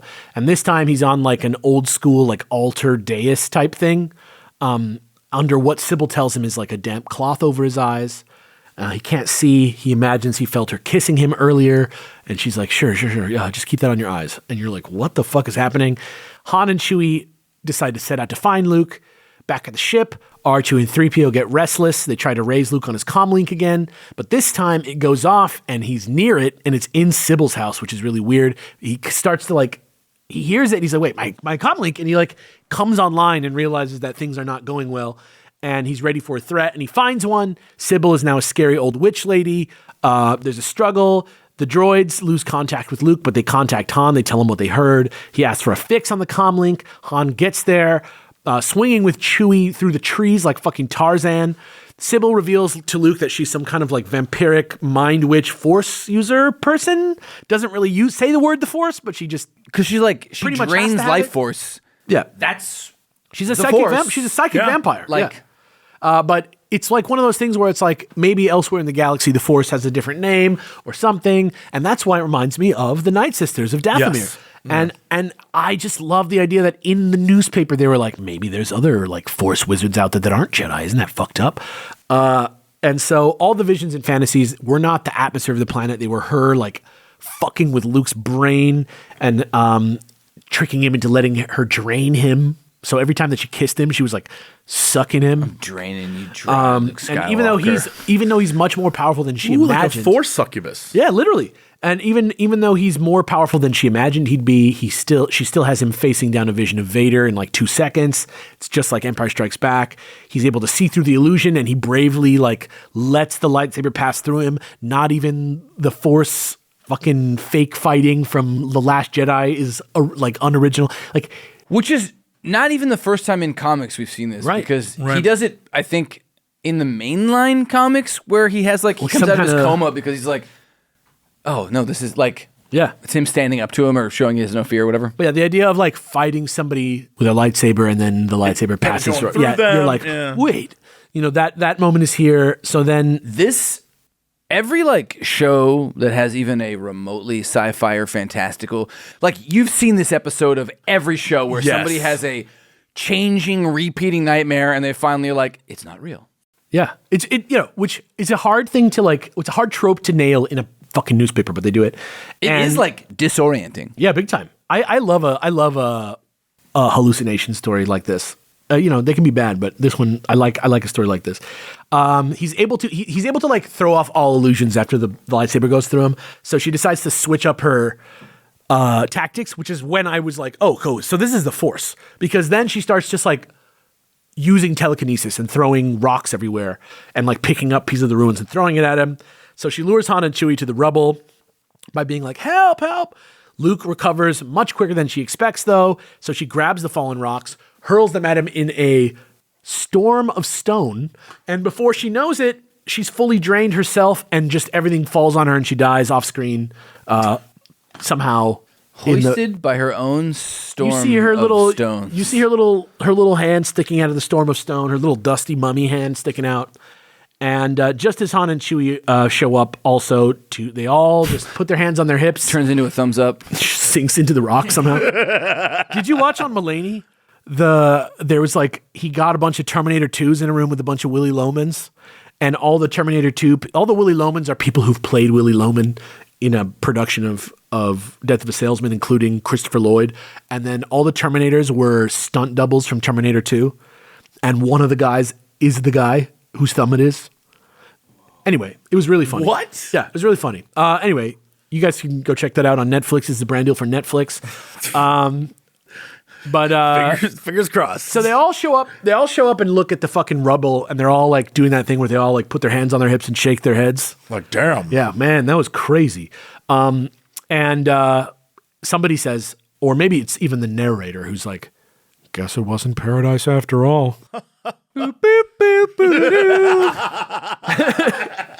boop, and then we're into the new beginning. We're getting towards the kind of last couple stories here that kind of just all kind of blend together almost completely at this point. This one's called The New Beginning. Meanwhile, concern mounts in the newly established Rebel base on Hoth, which is the actual. Yeah. The quote is Mike Tyson is the quote other is general. the quote is meanwhile concern mounts in the newly established Rebel base on Hoth. The base on Hoth. Yeah, the Rebel base on Hoth. Han and Luke, and We don't all have the Force, Luke. We can't all just rely on that to save us. We gotta save ourselves sometime. it's me, Mike Tyson Kenobi. I wish I could just punch the Emperor and solve all my problems, but I I can't. would punch the Emperor right in the face. I gotta do diplomacy. Diplomacy is Mike Tyson telling people to do diplomacy is very funny. Also, this is not a brand deal, but that cartoon was very funny with Mike Tyson in it. Anyway, Han and Luke finally return after making their repairs, and for some reason, Leia is big mad. The real reason is that she can't express her worry and love for her friends and resorts to anger, but we're not going to get into that. The base is looking good, but the real reason Leia seems to be mad in the story is because somebody followed the Falcon back to Hoth according to their sensors, which is bad because, it's supposed to be a secret. 3PO reminds Han that he jury-rigged a power bypass of the detection. Wow. 3PO tells Han, don't you remember that to get back here, you had to turn off your ship detection system, like you jury-rigged it? And I learned that jury-rig and jerry-rig are two different things today. I thought they're just words that people, someone said it wrong, so it was like, So I believe jerry-rig is a World War II reference. we don't really know, but it seems that way. So jury-rigged means you grabbed stuff around you and made the best thing you can, like MacGyver. Mm-hmm. Jerry-rigged is like you did that, but it sucks. Yeah. So there you go. Anyway, that's a little... Now you know? Yeah, now you know. So now the base is looking good. Like I said, she's mad because somebody followed them. She sees it as Han's fault, especially after 3PO says this out loud, which he should not have done for tension reasons. Leia is now even madder at Han. She feels that he should fix the bullshit he caused. Luke kind of agrees, but also feels bad for Han, so he decides to go. And Han's like, well, I guess I'm a fucking hero again. Oh, jeez. And so now we're in part 2, which is like an entire issue of one story, which rarely happens. so now I'm still thinking, is jerry-rigged like actually a clever... It's like a pun, yeah. based off of jerry-rigged. It's like yeah. It wasn't jerry-rigged. It was jerry-rigged. So there was Jerry built, and Jerry built became jerry-rigged because somebody got clever. And cherry-picked is Not related. Separate, but Has sounds to do kind with- of has to do similar. with the delicious fruit. Yeah, that you should always cherry clean. pie One tip is all right by me. One tip: clean your cherries. That's my tip for you guys. Wash all your fruit. But especially wash cherries because cherries get it the worst. Just so you know, weirdly. So part 2, Leia secretly worries herself sick back on Hoth. I told you, and Han. You know and Luke, what? There is lore precedent, I guess, or this is a precedent for losing the will to live. Just worrying so much that you die. In her family line. like her mom. Her mom also. Damn, so dude, this is that's planning. true. Yeah, Yeah. man. When I was rereading the newspaper strips, I noticed that Leia became physically ill from worry. So I thought, what a way to pay, homage to that by just killing her mom. I always thought that was the emotional thinner of the Revenge of the Sith. Anyway, It hit me so hard. Harder than I ever been punched in the ring. so hard. Now I know how my opponents felt. I'm so sorry to everyone. It emotionally bit my ear off. As I have learned, you should not do to others. Yeah. Anyway, Sorry, Evander.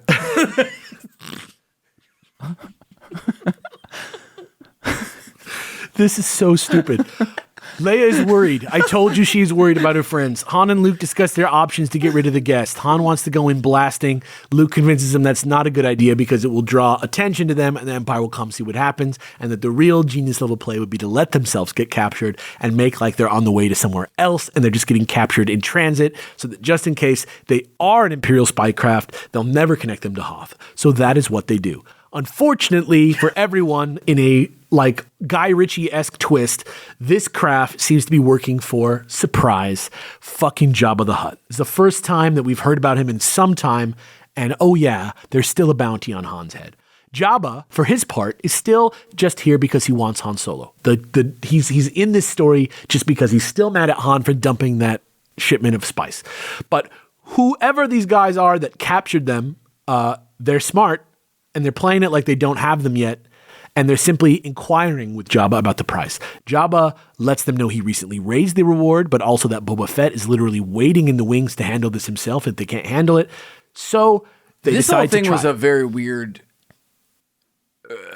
retcon, or like them trying to like elaborate on the bounty hunter Darth Vader relationship, but it sort of, to me, is like doesn't gel at all with what we see. It's weird. I think it makes sense, but we'll get to it. We'll just get to it in a minute. So It feels like one of those, I know what happened in the movie and know where this goes, so I'm going to add some, like, that's exactly what it is. it doesn't work. It's like harmless. It's like they tried to like flesh it out without adding anything. Basically. Yeah. But it just is like, it's now more confusing that all this happened. No, I think Yes. I think it does make sense, but we'll get to it in a minute because I did have the same thought as you, where I was like, what? Wait, okay, but I'll get to it. So Jabba, like I said, he's still in it just for Solo, and he's like, I got my bounty hunters, Boba Fett, Dengar, all those guys.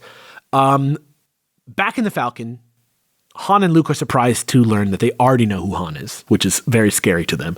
And what's worse, Han is like, that voice sounds fucking familiar to me also, which is very scary. So it turns out, guess what? It's our other like gentleman villain, the ex-pirate lord who is now a pirate lord once again, Raskar, the fencing fool. And boy, oh boy, either he's getting Jabba's bounty or Han's treasure or the top secret location of the Rebel base. Whatever is happening with him, he is feeling good right now. He's in a good slot.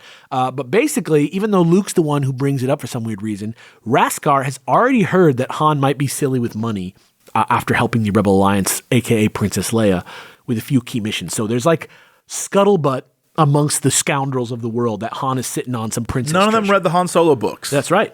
And though He's broke. Also, yeah, like that, or just also like, I don't know, does she have any money? Her planet was destroyed. The Senate is disbanded. I'm assuming They froze they the froze the like. No, there's banking clans. They don't keep the money on world. Oh, damn, dude. I mean, we saw that one planet that makes no sense for the finance. The money of the Alderanian royal family, one of the richest planets in the galaxy, was not kept on Alderaan. That would be crazy. Yeah, I mean, I have to. No, but They I'm don't saying even have like, weapons. Sure, but well, It's a peaceful world. Or they had all the weapons, and it's ironic. But Are you an Alderaan truther? no, do you remember when we read? Do you remember we read the book? Yeah. There's a line where it's like, wait, is that like a bit where it's like, yeah, we all know how fucking peaceful the Alderaanians Are you a fucking Alderaanist? Anyways, shit, what was I saying? Oh, Sorry. no. But like, it's the Alder Empire. Ryan is my favorite author. It's love the his Empire. They Slash do Jedi. whatever they want. So like, they're just gonna go be like, those are our assets now. They know Princess Leia is like there. How hard is that for them to go be like, I'll kill you if you. I think that's the whole point of the banking clans. That's why the Swiss never get involved. It's like the same exact thing. The money has to be neutral. But remember, and I think these newspaper, if not the other ones, neutrality is actually not allowed. I guess, but like Putin's Checkmate. money is sitting in Switzerland, and so is like everybody else's money sitting in Switzerland. Everybody's money's in Switzerland. So we don't attack Switzerland. But this isn't Earth. We're talking about in this universe, in the newspaper fictional. universe, they've already been like, neutrality, no good. Yes, but not with the banks. Like nobody's talking about the banks when they're talking about neutrality. I guess if you're the current administration, you know, nothing's off limits and everything belongs to the emperor. But even the emperor did not go so far as to upset the banking clans. I mean, I guess. he worked with If them. I'm being fair, in the regular mainline comics, they even followed the bank, like that bank plan's Yes, rules. They needed the money because they had to build 2 damn Death Stars. In reality, in Star Wars, anywhere, you don't fuck with the money, period. Because it opens a can of worms that you can't close, and you just don't want to deal with it. That's why the rebels like do terrorism instead of attacking the bank every single time. But because their money's also there. and they steal directly from the Empire instead of. They stop the Before it can Empire. get They to the stop bank. the Empire from making money rather than just taking their cash. No deposits. Or they take it in Andor on the way. That's what I'm saying. Yeah. So, okay. There's so much media around Star Wars that we all know like 4 different scenarios that involve money and the I have a Empire very good and the idea. rebels. I have a very good idea of how the galaxy's commerce works. Yeah. So, yeah. I played Star Wars Rebellion. I get it.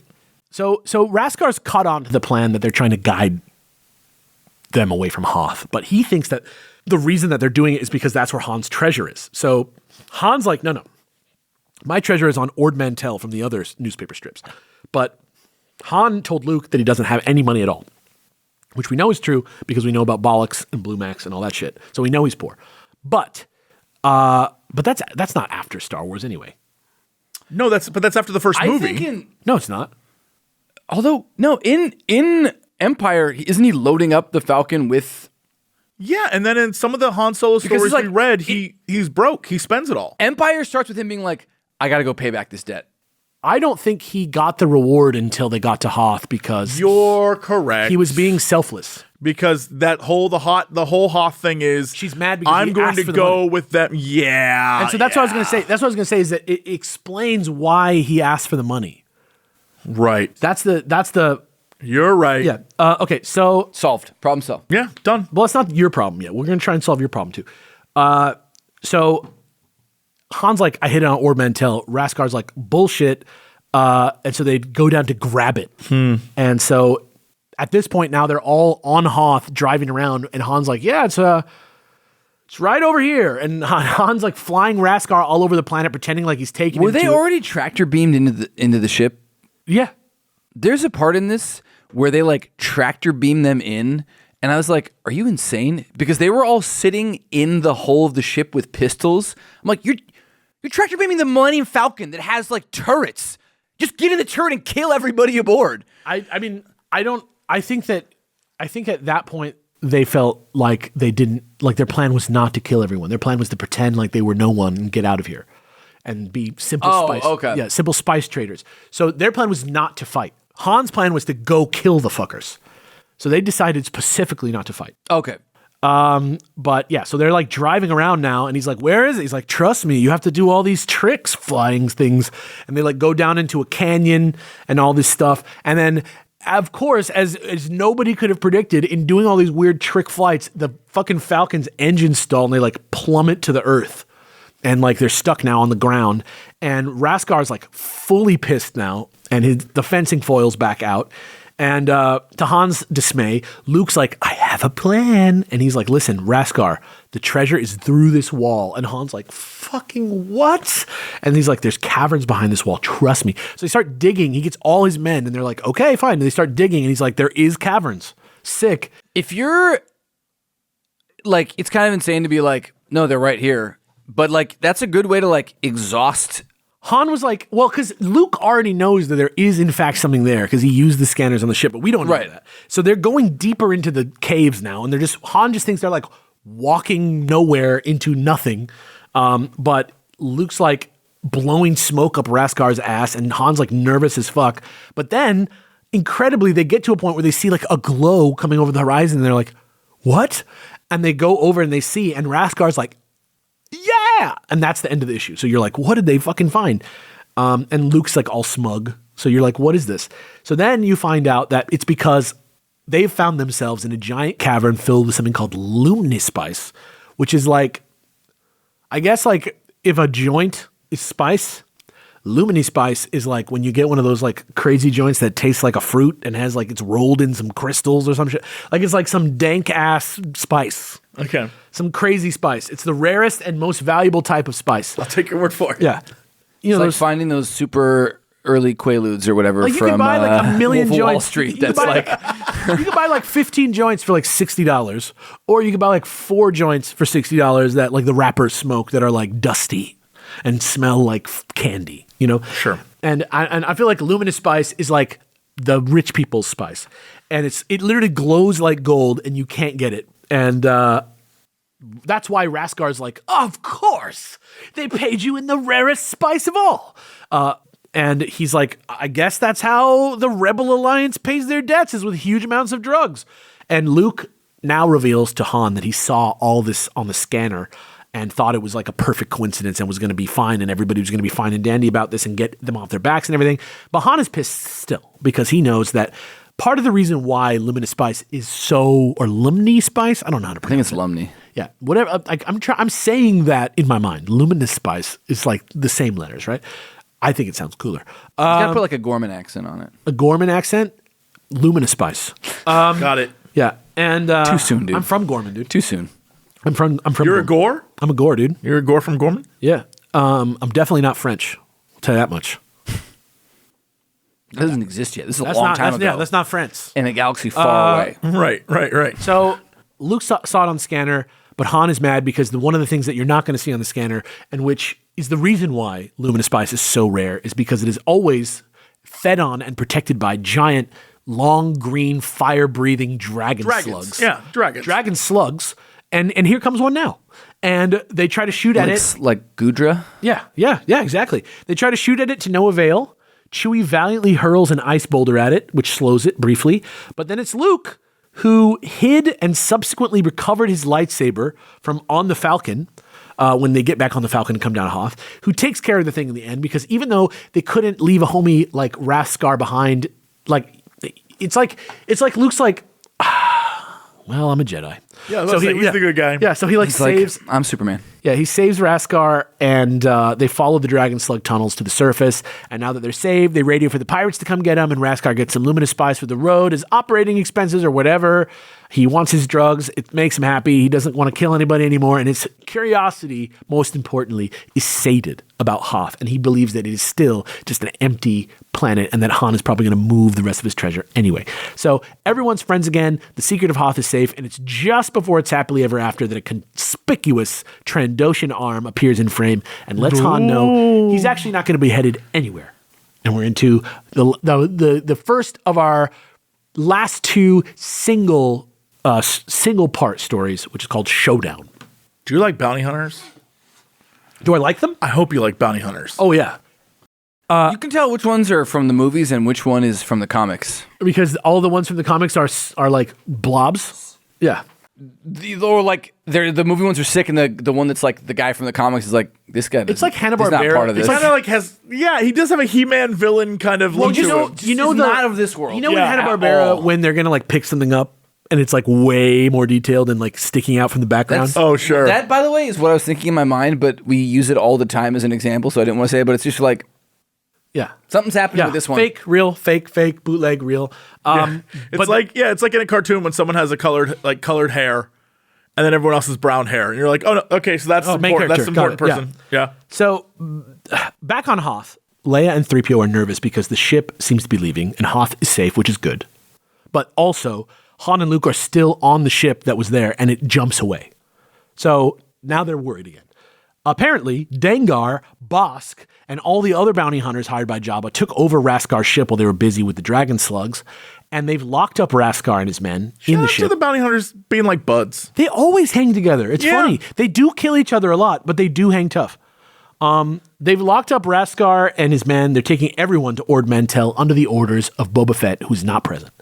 Also, of all the bounty hunters that are on the ship, one of them is that motherfucker's Score from the Ord Mantell story from the last newspaper strips, like volume 1 that we did a while ago. And more than any reward, he is simply just pissed at Han for getting him sent to the spice mines of Kessel, and he wants revenge.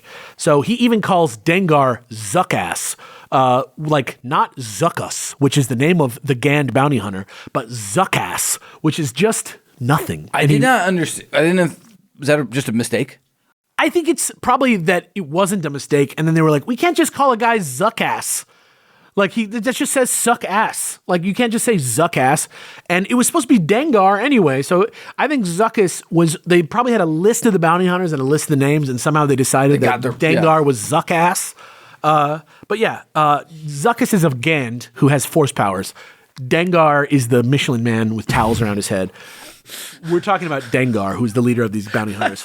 Shout out to Dengar. Dude. Always a real one. Never Google what happens to Dengar. It sucks, dude. I know this is the second time I've talked about it today.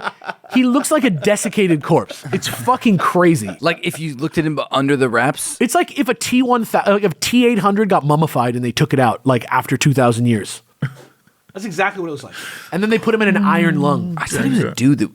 I don't even know what I thought the wraps are underneath. Dengar is just a dude that gets hurt a lot. And the logical extension of that is that by the time it's the sequels, he is a metal skeleton with skin stretched over his face. Sit in a Bacta tank for like I one know. fucking second. I know. The problem is, Get a monkey to just like heal your scar. as far as we're concerned, we've never seen him actually score a bounty. Yeah. So maybe he can't afford it. He's like, just wrap me Use up. some fucking lavender oil for God's sake. He just from my like mind's eye or whatever is like the fuck up. Yeah. And so maybe he like actually is that, or maybe that's just how I feel about it. We're gonna hear a lot about. There's gonna be stories that are from the point of view of Dengar in our future. We've like He's one of my interacted favorite. with him in several ones, and He's he one like of my was favorite Star Wars characters of all time. He also is the one who pulls Fett out of the hole. So we got a lot. There's a lot going on. Zuck ass. Okay, Zuck ass. Zuck ass is what I'm calling the CEO of Facebook for now on. So while Luke and Han try and figure out some type of plan to get out of their cell, Vader arrives on the Executor at Ord Mantell on the invitation of Boba Fett, who explains that Vader can have Luke and that he just wants Han. And if everything works out, Vader's like, oh, so you just want to get a reward from me and a reward from Jabba. And he's like, yeah. And that's his plan. The very, very, very verbose Boba Fett. The like min-maxer of like daily quests player in me loves that he's like, if I turn this in, I can get double credit for this. Yeah, he figured it out. It's just weird because it flips to me how this should work, and even how like the scene that he like is talking to the bounty hunters and re-engaging with them. Plus, this is him. Boba Fett does it like solo. So this is what I was going to say. So it's weird that he's like, all right, team, you're my fun squad. You're my guys. My Dengar, you little mummified motherfucker. No. What this says is that these are Boba Fett's guys. Number one. No, I know. That's why it's weird. Yeah, it recontextualizes that scene where Vader's just like, okay, you crazy guys have assembled together. That's what they run with, though. Boba Fett is the boss of the bounty hunters for the most part.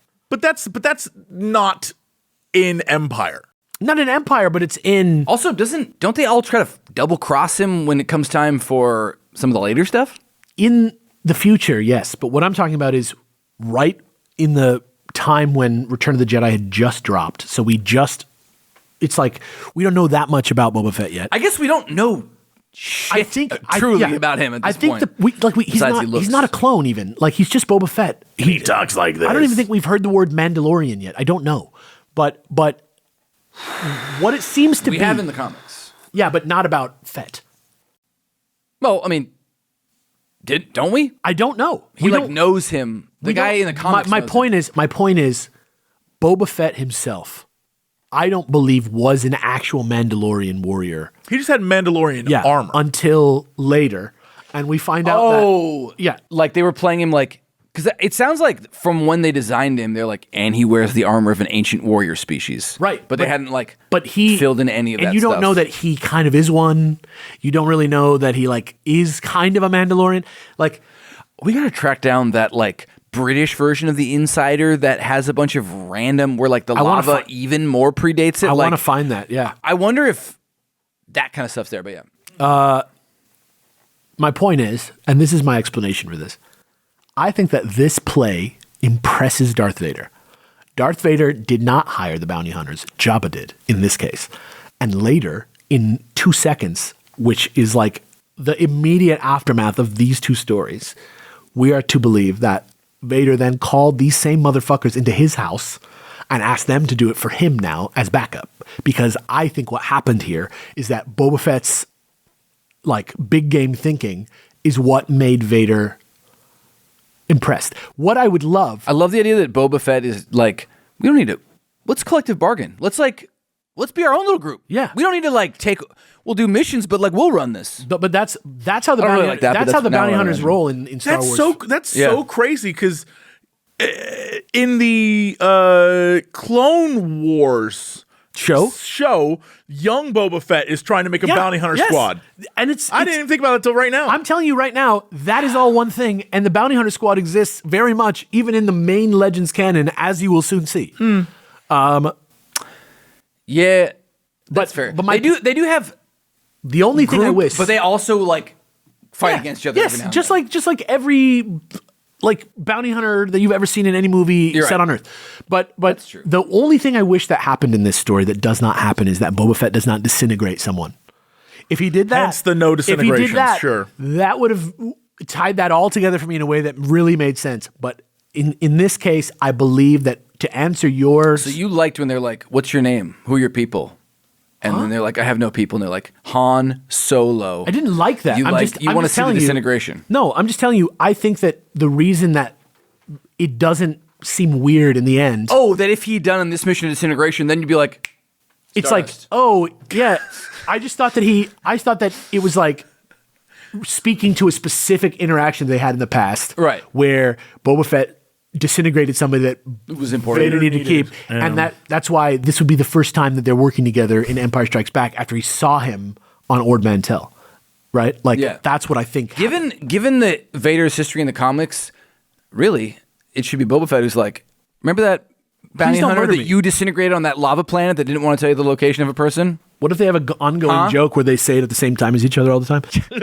you mother. Oh, I got you. All right. I could kill you, but I won't. But I like you. So they head down to the planet to get the reward, and they leave Raskar and his men trapped on their own ship on autopilot, which is stupid. Like, what fucking guy doesn't have a way of getting out of his own like prisoner hold on his own ship? But that's what they did. They left Raskar on his own ship. Even the fucking replicant who's been alive for 2 seconds had like that same backup plan. That's what I'm saying. Like, so he sends them off, and we don't think we're going to ever see them again.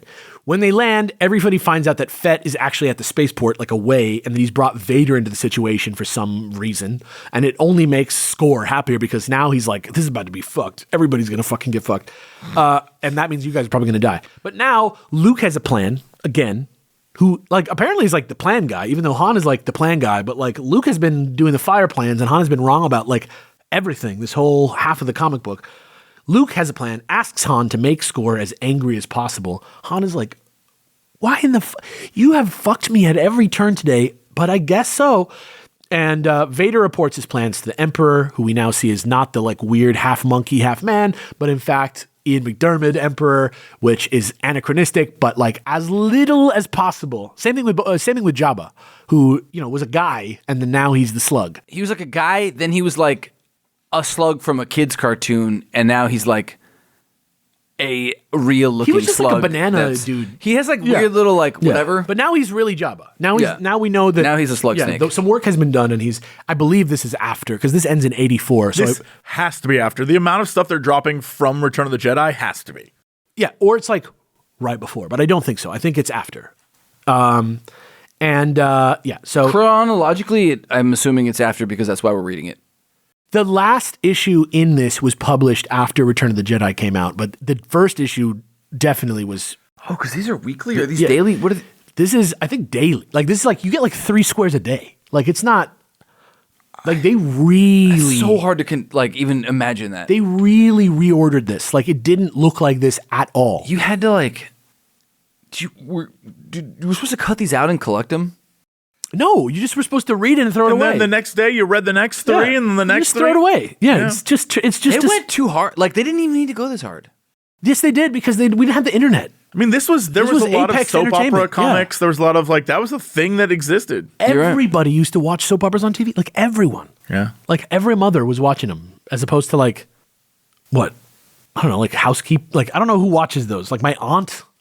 I don't know. A much small. Like, I feel like the closest thing to comic books that adult women have is soap operas.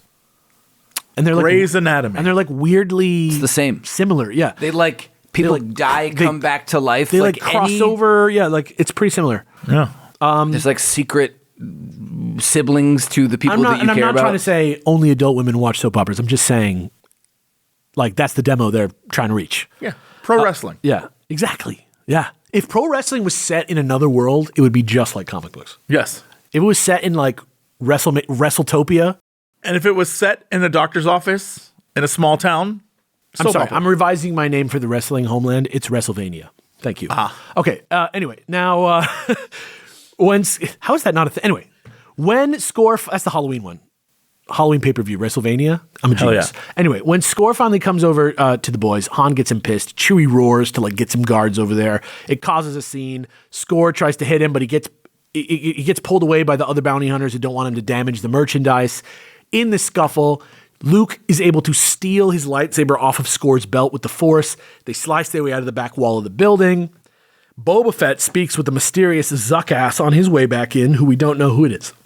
Probably Dengar. But by the time he lands, he realizes he's just seen the escaped prisoners running away out the back of the building. However, Luke and Han did the old sand people trick of doubling back on their own tracks, made their way back to the building to get the Falcon. And nobody figured that out except for Score. Unfortunately, he smelled the rat, hung back, revealing that he let Luke take back his lightsaber on purpose, allegedly, so that they would escape and he would have an excuse to kill them instead of giving them to the Empire. Kind of makes sense, but also could be him covering his ass for making a huge mistake. Luke uses the Force to mess up Score's aim. It gives Han enough time to tackle him. Score's gun goes off while they're fighting, kills him instantly, off screen kind of. You see it, but you don't really see him die. It's a comic, so that they...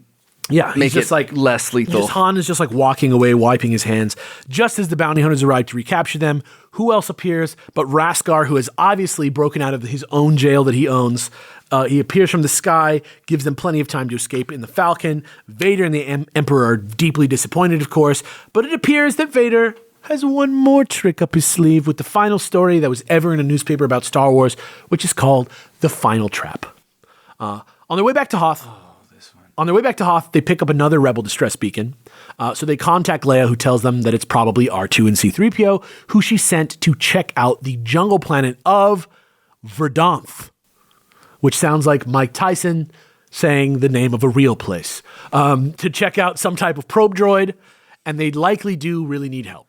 So, they balk. They don't want to go rescue C-3PO and R2-D2, but they love them like dogs or something. So they go, and it's just in time as 3PO and R2-D2 have just been chased into a hiding plot, where the hobbits hid from the Nine. Have they done this any other time in Star Wars where it's so based off World War II, but do they ever name we're going to go to the planet of Omaha? It's Omaha a beach planet. Yeah. Yeah, they definitely named the calamari, so anything's possible. No, but I don't know, that if they swam and if their planet was called Marinara, I would have lost my mind. I more mean isn't Verdanth a important battle in World War II? Verdun? Yeah. It's one of the more on the nose World War II references, I guess. Oh yeah. I mean, I'm sure there's more that I don't know about because I'm not a huge history buff, and there's probably all kinds of names and ship names that speak to things. They literally called the one Waterworld Deluge. So Deluge. Yeah. Savage Opress, you guys. Savage Opress. And so they go, they R2-D2 and C-3PO are hiding, like I said, under a root, when they're hiding from what are they called? The Ring Wraiths? Yeah, the Ring Wraiths, the Nine. What is the name of the Ring Wraiths? Nazgul. The Nazgul, thank you. I was trying to say Nogri, but that's from Star Wars. They're being chased by a strapped up Imperial probe droid, Rebel on the Syndrome, Rebel on the Bitch. And back on the Executor, it seems like this whole thing is just one of Vader's traps waiting to be sprung. Probe droids got so much play for a little bit in these. Oh, yeah. They became way more than what they are. They're like Bigfoot or something. They just anywhere there can be one. It's because they look cool. Conceptually, they just look cool. They really they are are. sick designs. They are especially in comics, scary. Overly done. They're quite off-putting. They overly designed. What was the one where there was a big droid that was killing everyone? That was a cool one. It was a big probe droid. Remember that? I think it was in the regular comics. Yeah, in the regular. That was he made the super one. Yeah, that was cool. But yeah, so it seems like everything that's going on the planet is part of one of Vader's traps. And indeed, Han and Luke made it to the droid's position, but they are immediately pinned down by laser fire from the probe droid, and Vader smugly enters his cybernetic chamber. That's his podcast, Vaguely Vader. Vaguely Vader. No, he goes into his cybernetic chamber where he does the podcast, and that's not his black golf ball. This is a different thing. However, Luke and Han almost immediately realize that the droid has stopped shooting at them, and after some further investigation, it seems that the droid only is programmed to go after mechanicals. As it turns out, the droid is actually Vader's trans space force receiver. So It transmits his force powers across space, kind of, which is crazy. And once Luke gets close enough, it activates, puts a force field around the droid and Luke that is unbreachable by blaster fire as Han's trying to shoot. And then once Vader realizes that it is actually Luke, his son, who has fallen into the trap, he begins to attack Luke's mind. Luckily, Luke has more force training than the people that he was planning on trapping with this thing, so he's able to fight Vader off to buy them some time to figure out a plan. And then R2 does that thing that he does sometimes where he just kind of acts without like consulting anyone. Right. And then they pick up on what he's doing. So what he does is he goes over. It's a good plan. He's like, It's a good plan. I saved you guys Yeah. all the time, so I'm just going to go do it. Mary Sue. And R2, Mary 2. He's not even Mary Mary Sue. Sue, He's D2. just R2D2. he's just actually the main character that you didn't know you were watching. Mary 2D Sue is It's like is Rocket Raccoon, who has always been the main character of the Guardians of the Galaxy films, right? Yep. Yep. And R2 heads closer to the probe, correctly deducing that since the probe is programmed to fire at droids, that in order to do so, it would have to lower its force field briefly to shoot at him. So he gets over there, and Han like somehow figures out what he's doing without talking to him, and he shoots through the shield at the exact moment that the shield comes down to shoot R2. R2 does not get shot, but the droid gets destroyed. Luke is freed, and our heroes return to Hoth shaken but not stirred. And Vader knows that he has plenty more probe droids out there that are going to find the rebel base eventually. And as we know, that's exactly what happens in Return of the Jedi. The end. I don't know if this was intentional, but that is the weakness of probe droids. Like in the book, didn't we learn that that's kind of like what they were doing when they were like flanking the droids? You have to like maneuver around their shields and stuff to get a weak thing. Mm-hmm. Yeah, droidicas, the slow roll pierces the shield. Yep. Like every one of these like droids has like a little special thing. The and then once you do shield that, you can do the Super Earth Missions 9 against the shield tech the robots. being like walk-throughable is like really cool to me. I know that's not in everything, but I like that. But isn't that all based off of Dune's? The idea that like it stops 100%. high velocity Yeah, things. yeah. But Dune, it's like, Dude, when that thing, yeah, Dune does it on a much high, like where like if something blows up inside its own shields, it like stays localized. yeah, it's cool. Anyway, You guys want to watch Dune? I just got Dune Part 2 on 4K. Should we just do some episodes on that too? You just want to watch Dune? And then just We'll like do talk Willow. about Dune. Let's do like a Willow. What's it called? The car one. Tucker. Oh, yeah? And then Dune one, like that quadrilogy. Howard the Duck. You want to do that? I'm Red curious. Tails? I'm curious to see Howard the Duck. You want to watch Have Red you Tails? never seen How the Duck? Have you read There's it? duck tits in that. Howard the Duck's Marvel It's Comics. real. Duck tits. Woo. Howard the Duck is also Marvel Comics. Anyway, that. Yeah, I saw him in the end of Guardians of the Galaxy, dude. Yeah, that movie I'm about aware. the movie about Rocket Raccoon, the main character. That is the newspaper strips. That's the last we're ever going to see of any newspaper strips in our sort of read through of the Star Wars universe. I still have to say, going back to my Final Fantasy VII analogy about the filter, I think that's a worthwhile thing to meditate on when thinking about your enjoyment of these stories. I think like you kind of have to see through the context to see the grander stories being told, but I don't think there's anything wrong with that. I think that's just kind of part and parcel to this format that we're looking at. I mean, I feel like we've talked about that idea all the time, and like in varying degrees, am I able to? And I'm glad that I had an arc with the newspaper strips. So the first one, I was like, "Fuck these! What the fuck? This is dumb." To being like, "Okay, hi, I was a little bit dumb a second ago," but given like the context of what you were allowed to work with, you are Tony Stark building a suit in a cave with a box of scraps. Yeah. You had 4 images a day, and you had to do it every day, and somehow you got like arcs. You tied it in. It feels and pretty there's close. genuine like emotion in some of these. It feels kind of one-to-one with the Marvel, like not totally, but like I mean, some of the arcs. visually, yes. no. There's a lot of like crap or like disposable stuff, but like they did try every time. These Yeah, aren't particularly better or worse plots than the ones in the Marvel comics. It's simply that The way they're told Yeah. is By the because end, they of the become limitations. basically yeah. the same, except for they tie into the movies more. yeah, and I think that was kind of the plan. Like I think because Archie Goodwin was writing this and the real one. It's the same teams writing both of these things. Probably different artists in some cases, but really, like this was one initiative from Marvel Comics, and I think like on purpose they didn't take that much time to tell the movie stories in the big comic because they were telling them every day, and they're not as cool as like taking Luke, Han, and Leia to like the Dragon Ocean pirate ship planet for 3 issues. I mean, there's also an interesting thing when you think about just the way that you sell these things.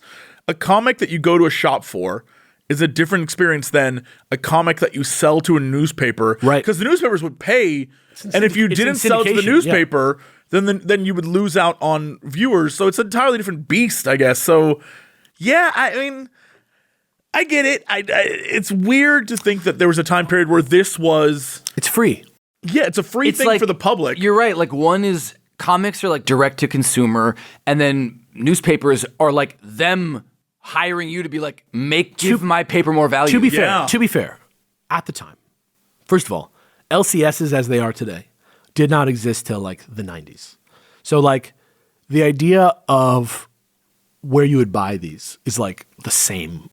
But this isn't like... LCS is at local comic store? Mm-hmm. But this isn't like... Direct-to-consumer was not the normal way that comic books were sold. This isn't like you go to 7-Eleven or you go to the grocery store and you see a comic on the rack.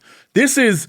The newspaper came to your home and you chose whether... Like, it's a percentage. Or you bought the newspaper Wait, but at how the did you buy newsstand. comics Sure. back then? At the newsstand next to magazines. Yeah. You'd go... Okay, so... It was everywhere. Okay. It was like...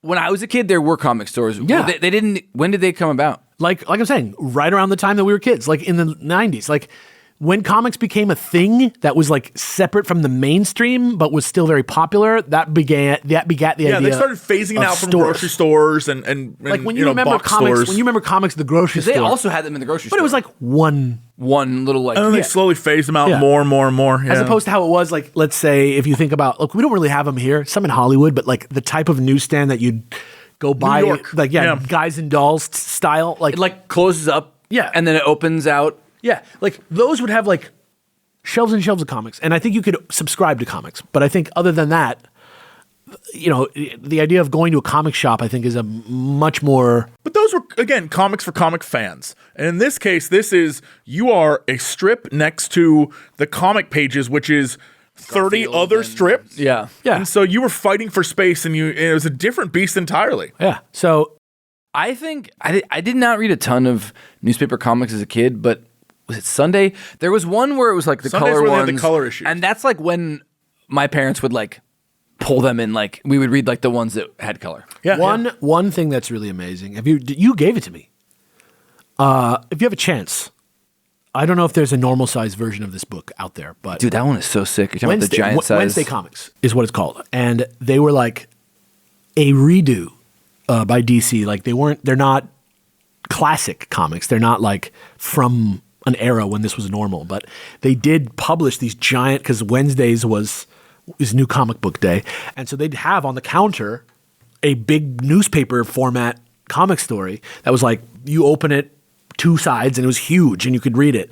And yeah, so if you have a chance and you like the idea of the format of newspaper comics, you can see how it kind of evolved past, Doonesbury, and you can kind of see what it looks like which is basically what this is, when the top talent in comics goes to newspaper and tries to do newsprint versions. Sure. And they're in full color, obviously, on the Wednesday Comics, because there was a lot of money spent on behalf It was like a throwback. Yeah, it was like a marketing. Kind of like that Pokemon trading card game set that's isn't like out yet. the that they're OG like, one? Yeah. It's going to be like a nice thing. Yeah, it's like that. I want to reread that. Can I borrow that? Yeah, back? come on. You should honestly, you should just come over, because it is hard to find a shelf that thing fits on. You should just come and read it. That's the most Alex Fossiani thing I've ever seen somebody make.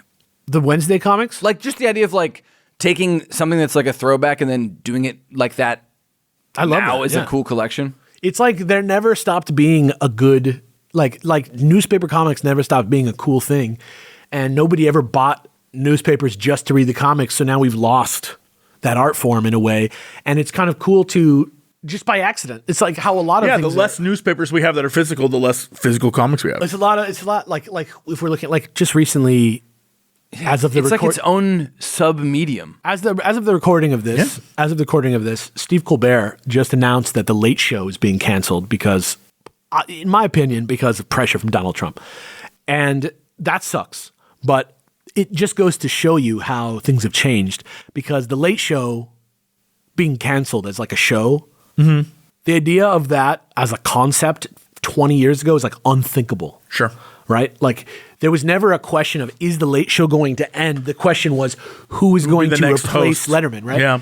And it just goes to show you how things get lost. Like the entire American institution of late night television is just barely alive anymore.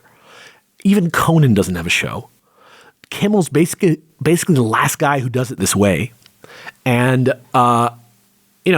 it's just interesting seeing the results. Like people are obviously shattered that Stephen Colbert is done and the late show's done if you're above a certain age. But the reason that's even possible is because culture has moved on faster than what any of us could have expected when we blinked.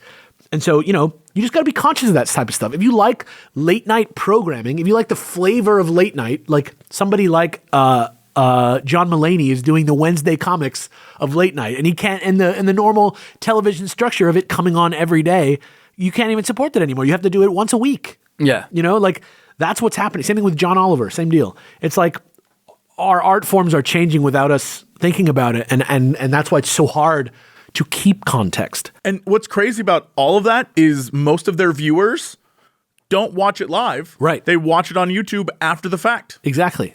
So it's like it's killed the it's killed the notion of it, And I somebody, I think it was Greg Pak actually, comic book writer. I don't want to misattribute, but I saw him on Blue Sky the other day talking about how Planet Hulk. Yeah, it's hard to. He also did a bunch of Star Wars. It's hard to imagine like what a late night show is, but it's hundreds of people teaming up every day to put on a big show in real life that looks good to be at, that then comes on TV, right? That's so amazing and lush and beautiful. And like, I know Louis C.K. is like a piece of shit. Pariah. Yeah. But maybe if like your love for David Lynch can like overwhelm your love for your hatred for Louis C.K., you can see David Lynch pretend to be this like Burgess Meredith of late night that he plays in the Louis show. And I just think that as culture consumers, as people who care about culture, like I just can't imagine that of all the Star Wars podcasts that are out there that you landed on this one because you like to know what's happening in the news and whether or not things are good or bad. And that's it. I got to imagine that you're here because you want to take a deep dive into a topic and talk about it without going to war. I feel like, if you feel that way, I think it's very important to like go out of your way, not just in Star Wars, but as a consumer of everything and learn about the context, learn about what led things to be in the format that they're in, learn about where why somebody might make a decision to make something a little bit less expensive or less luxurious or less complex, and why somebody might do that in a situation where, you personally can already perceive it. You know what I mean? Like there's many factors going on that you might not understand. All you have to do is read about it. When we move into the books and we start getting into the 90s and we start doing that, there's another really great thing based off of what you're saying, which is we had the books, but at the time, audiobooks were all abridged. Yeah. And the reason why, because tapes only had so much room. Yes. Perfect. So they had to shorten the story completely. Yes. So if you were to go back and look up for the next, 15 books we do, you will not find audio versions of them that are the full book. It'll all be abridged. I've looked into this. They've redone Heir to the Empire a little bit, but other than that, there's nothing. It's all short. What are you guys gonna do? Read it like read it like a sucker, man. It's kind of like, it's dumb that it takes something like this to get me to like sit down and read again, but I like leaned into it and made it a cozy, like I've built a little ritual around it that makes it like, ooh, I'm going to like curl up on the couch. I'm going to like bust this thing out. Like, you don't have to sell me on. Right. Yeah. But it's like, I had to trick myself because there's so many million things that are like more immediately. And like, I still listen to audiobooks all the time, but they're like science or they're like other, they're information like based. Facts. Yeah. And they're great for like walking or like when I want to do other stuff. Basically. Yeah. Yeah. But like, there's something about stories where that's kind of like fun to go at. Actually, it's because like I need to be able to like stop and project what it means, text you pictures of Zordon floating in space. Legit. You have 3 hours to get through one issue of Power Rangers because I'm just like, this is the coolest fucking thing in the world. They got an army of the Zords. You got to make sure. What is this? You got to make sure you're not in a rush. You got to make sure that you're not checking something off a list. You got to approach each piece of entertainment that you want to actually engage with. I can see with these, like I'm always behind on stuff. So some of the comic collections I had to like read all at once. Yeah. But planning ahead, I can tell because like in some things I broke it down by the issues. And when I'm like, oh, this maneuver, and you're like, we're not there yet. The ones I was really into, I read and then vomited all my notes out versus the ones where I was not into. I wrote them at the time I was reading them. That very much also changes the pace, right? Yeah. But like, that's what I was going to say. It's like, speaking of pace, right? You really need to approach each piece of fiction or whatever, and any piece of art that you're going to engage, like I said, engage with on a level where you have your own thoughts and you're not just going to like go watch a review later and see if you were right or whatever. Like when you're going to like talk for hours about something with your friends and really understand it or find out what's really great about something or something like that, approach it like it's the last thing you're ever going to watch and that you have nothing else. You know, don't do it in a room where you can see your other things that you can do with your time. Don't do it and go somewhere else. Go somewhere where it can be just you and the thing so that you can go to it and not be distracted. The things like that are the reason that we're all losing our minds is because we can't pay attention to anything anymore. And you have to it's just about creating an environment for yourself. It's not that we're all turning into brain dead idiots. It's just there's so much external. There's just stuff around us that's stopping us from getting access to quiet time. And if you can see, it's the same thing as telling a workaholic that resting is part of being a workaholic. If you can think about it that way, yeah. You know, if you want to do the best work that you can do, you got to rest too.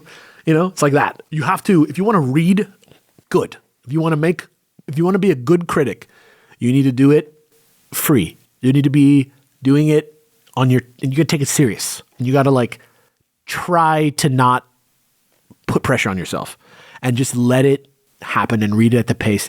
And sometimes, you know, if it's too complicated for you or if you don't get it, you know, sometimes you have to let something wash over you a couple times, like a wave. Like when I was 21 years old and I read Gravity's Rainbow, right? It's not a comprehensible book. Right.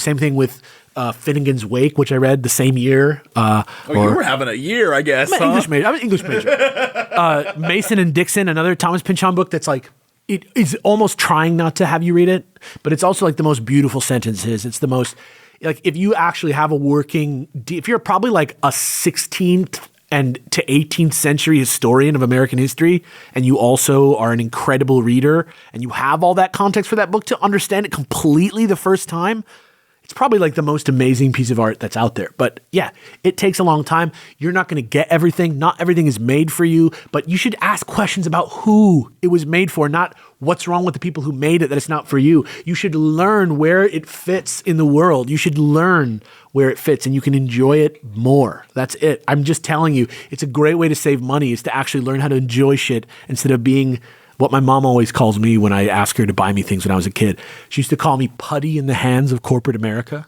and she was right. Wow. That's a heavy thing to be called.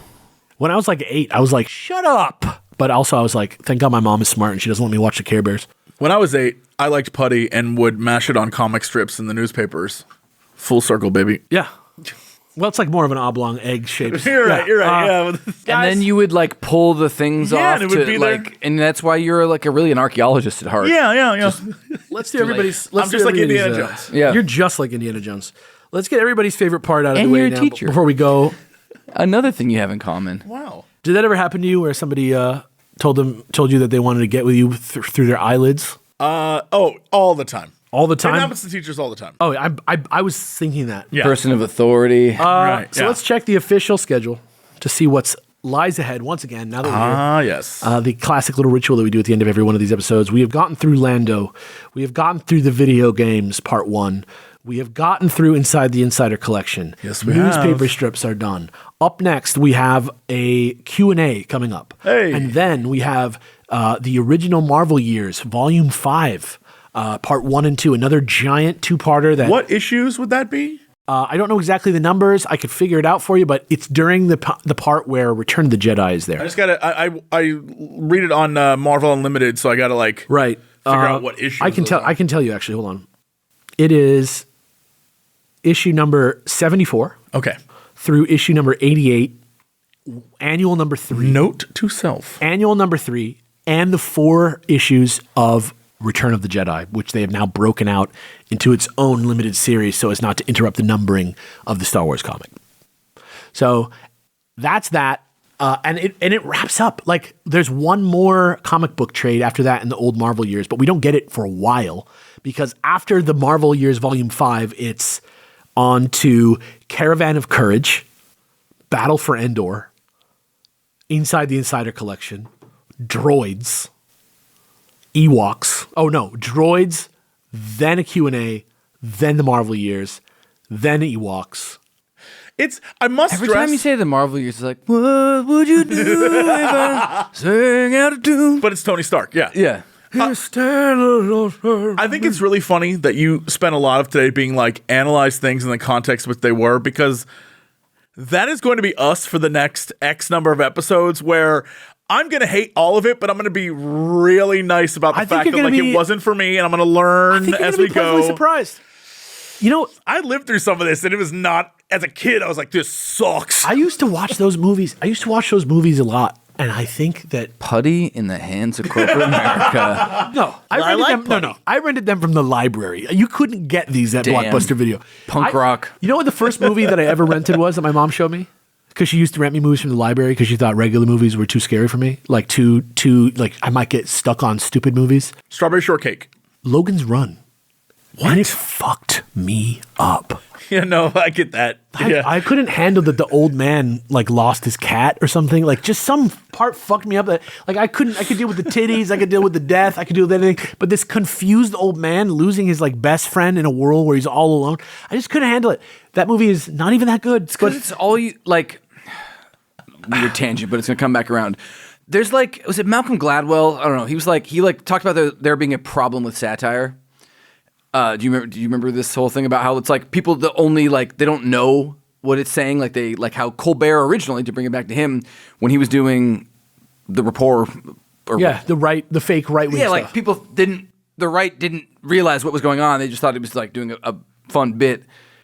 That's what I've come to learn, is that's just true of all. It's not satire. It's everything. People only can understand what they can understand, and so I think why that stuck out to you is you had no framework for the boobs or the other stuff, but the idea of somebody losing a pet is that hits you right where you were, and you got stuck on that. It was the pet loss, but then also the perception of an old person as a weak, confused person, and he was alone.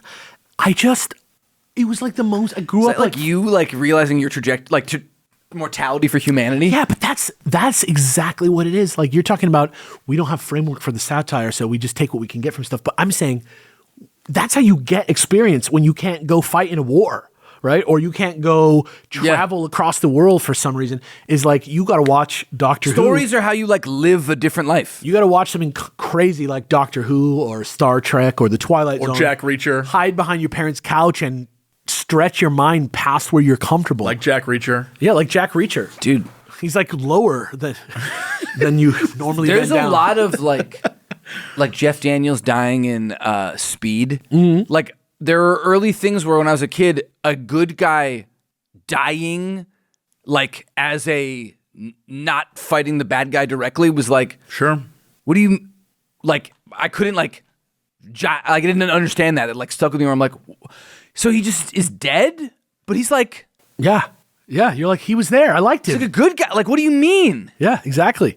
And you have to ask someone, and you have to get challenged. And then Griff just, boom. All these years later, I'm fuck, dude, you sucked. You were a piece of shit, but yeah. Rip Griff. Rip Griff, dude. Hashtag Rip Griff. Dude, we are right now. There's so few good Star Wars villains. Yeah. I think most of them are jokes that when you get, I mean, he wasn't great, but he was he was Griff. He was around for he a had bit. longevity. Not great. He not great, double. but Griff. Yeah. He double crossed. Like he had some mileage because he was part of the first thing that like invaders way to get rid of anyone not loyal to him, which is pretty baller. I don't know. Whatever. I want a double. You know what I'm saying? Guys, this has been Honestly, he's a hot Imperial, so finally there was somebody for me to identify with. yourself That's what the biggest problem is. Like, I'm not British. I'm not old. Give me somebody hot. You are a sexy fascist. Yeah. That's the problem is we got to make fascism sexier, guys. That's right. That's what that was. Otherwise, it has no chance. we didn't There's make no way it it's sexy gonna enough take the first over. time. Yeah. Yeah, but the suits, they look so good. Oh yeah. Guys, Hugo Boss got it. Yeah. No, I didn't actually design it. Don't worry. What? Yeah, I know. Is that like a fake fact? Yeah, it's like it's not accurate. It's not accurate fact. I think they made. It's not accurate. I think they made them. Guys, this is the Star Wars Old Canon Book Club.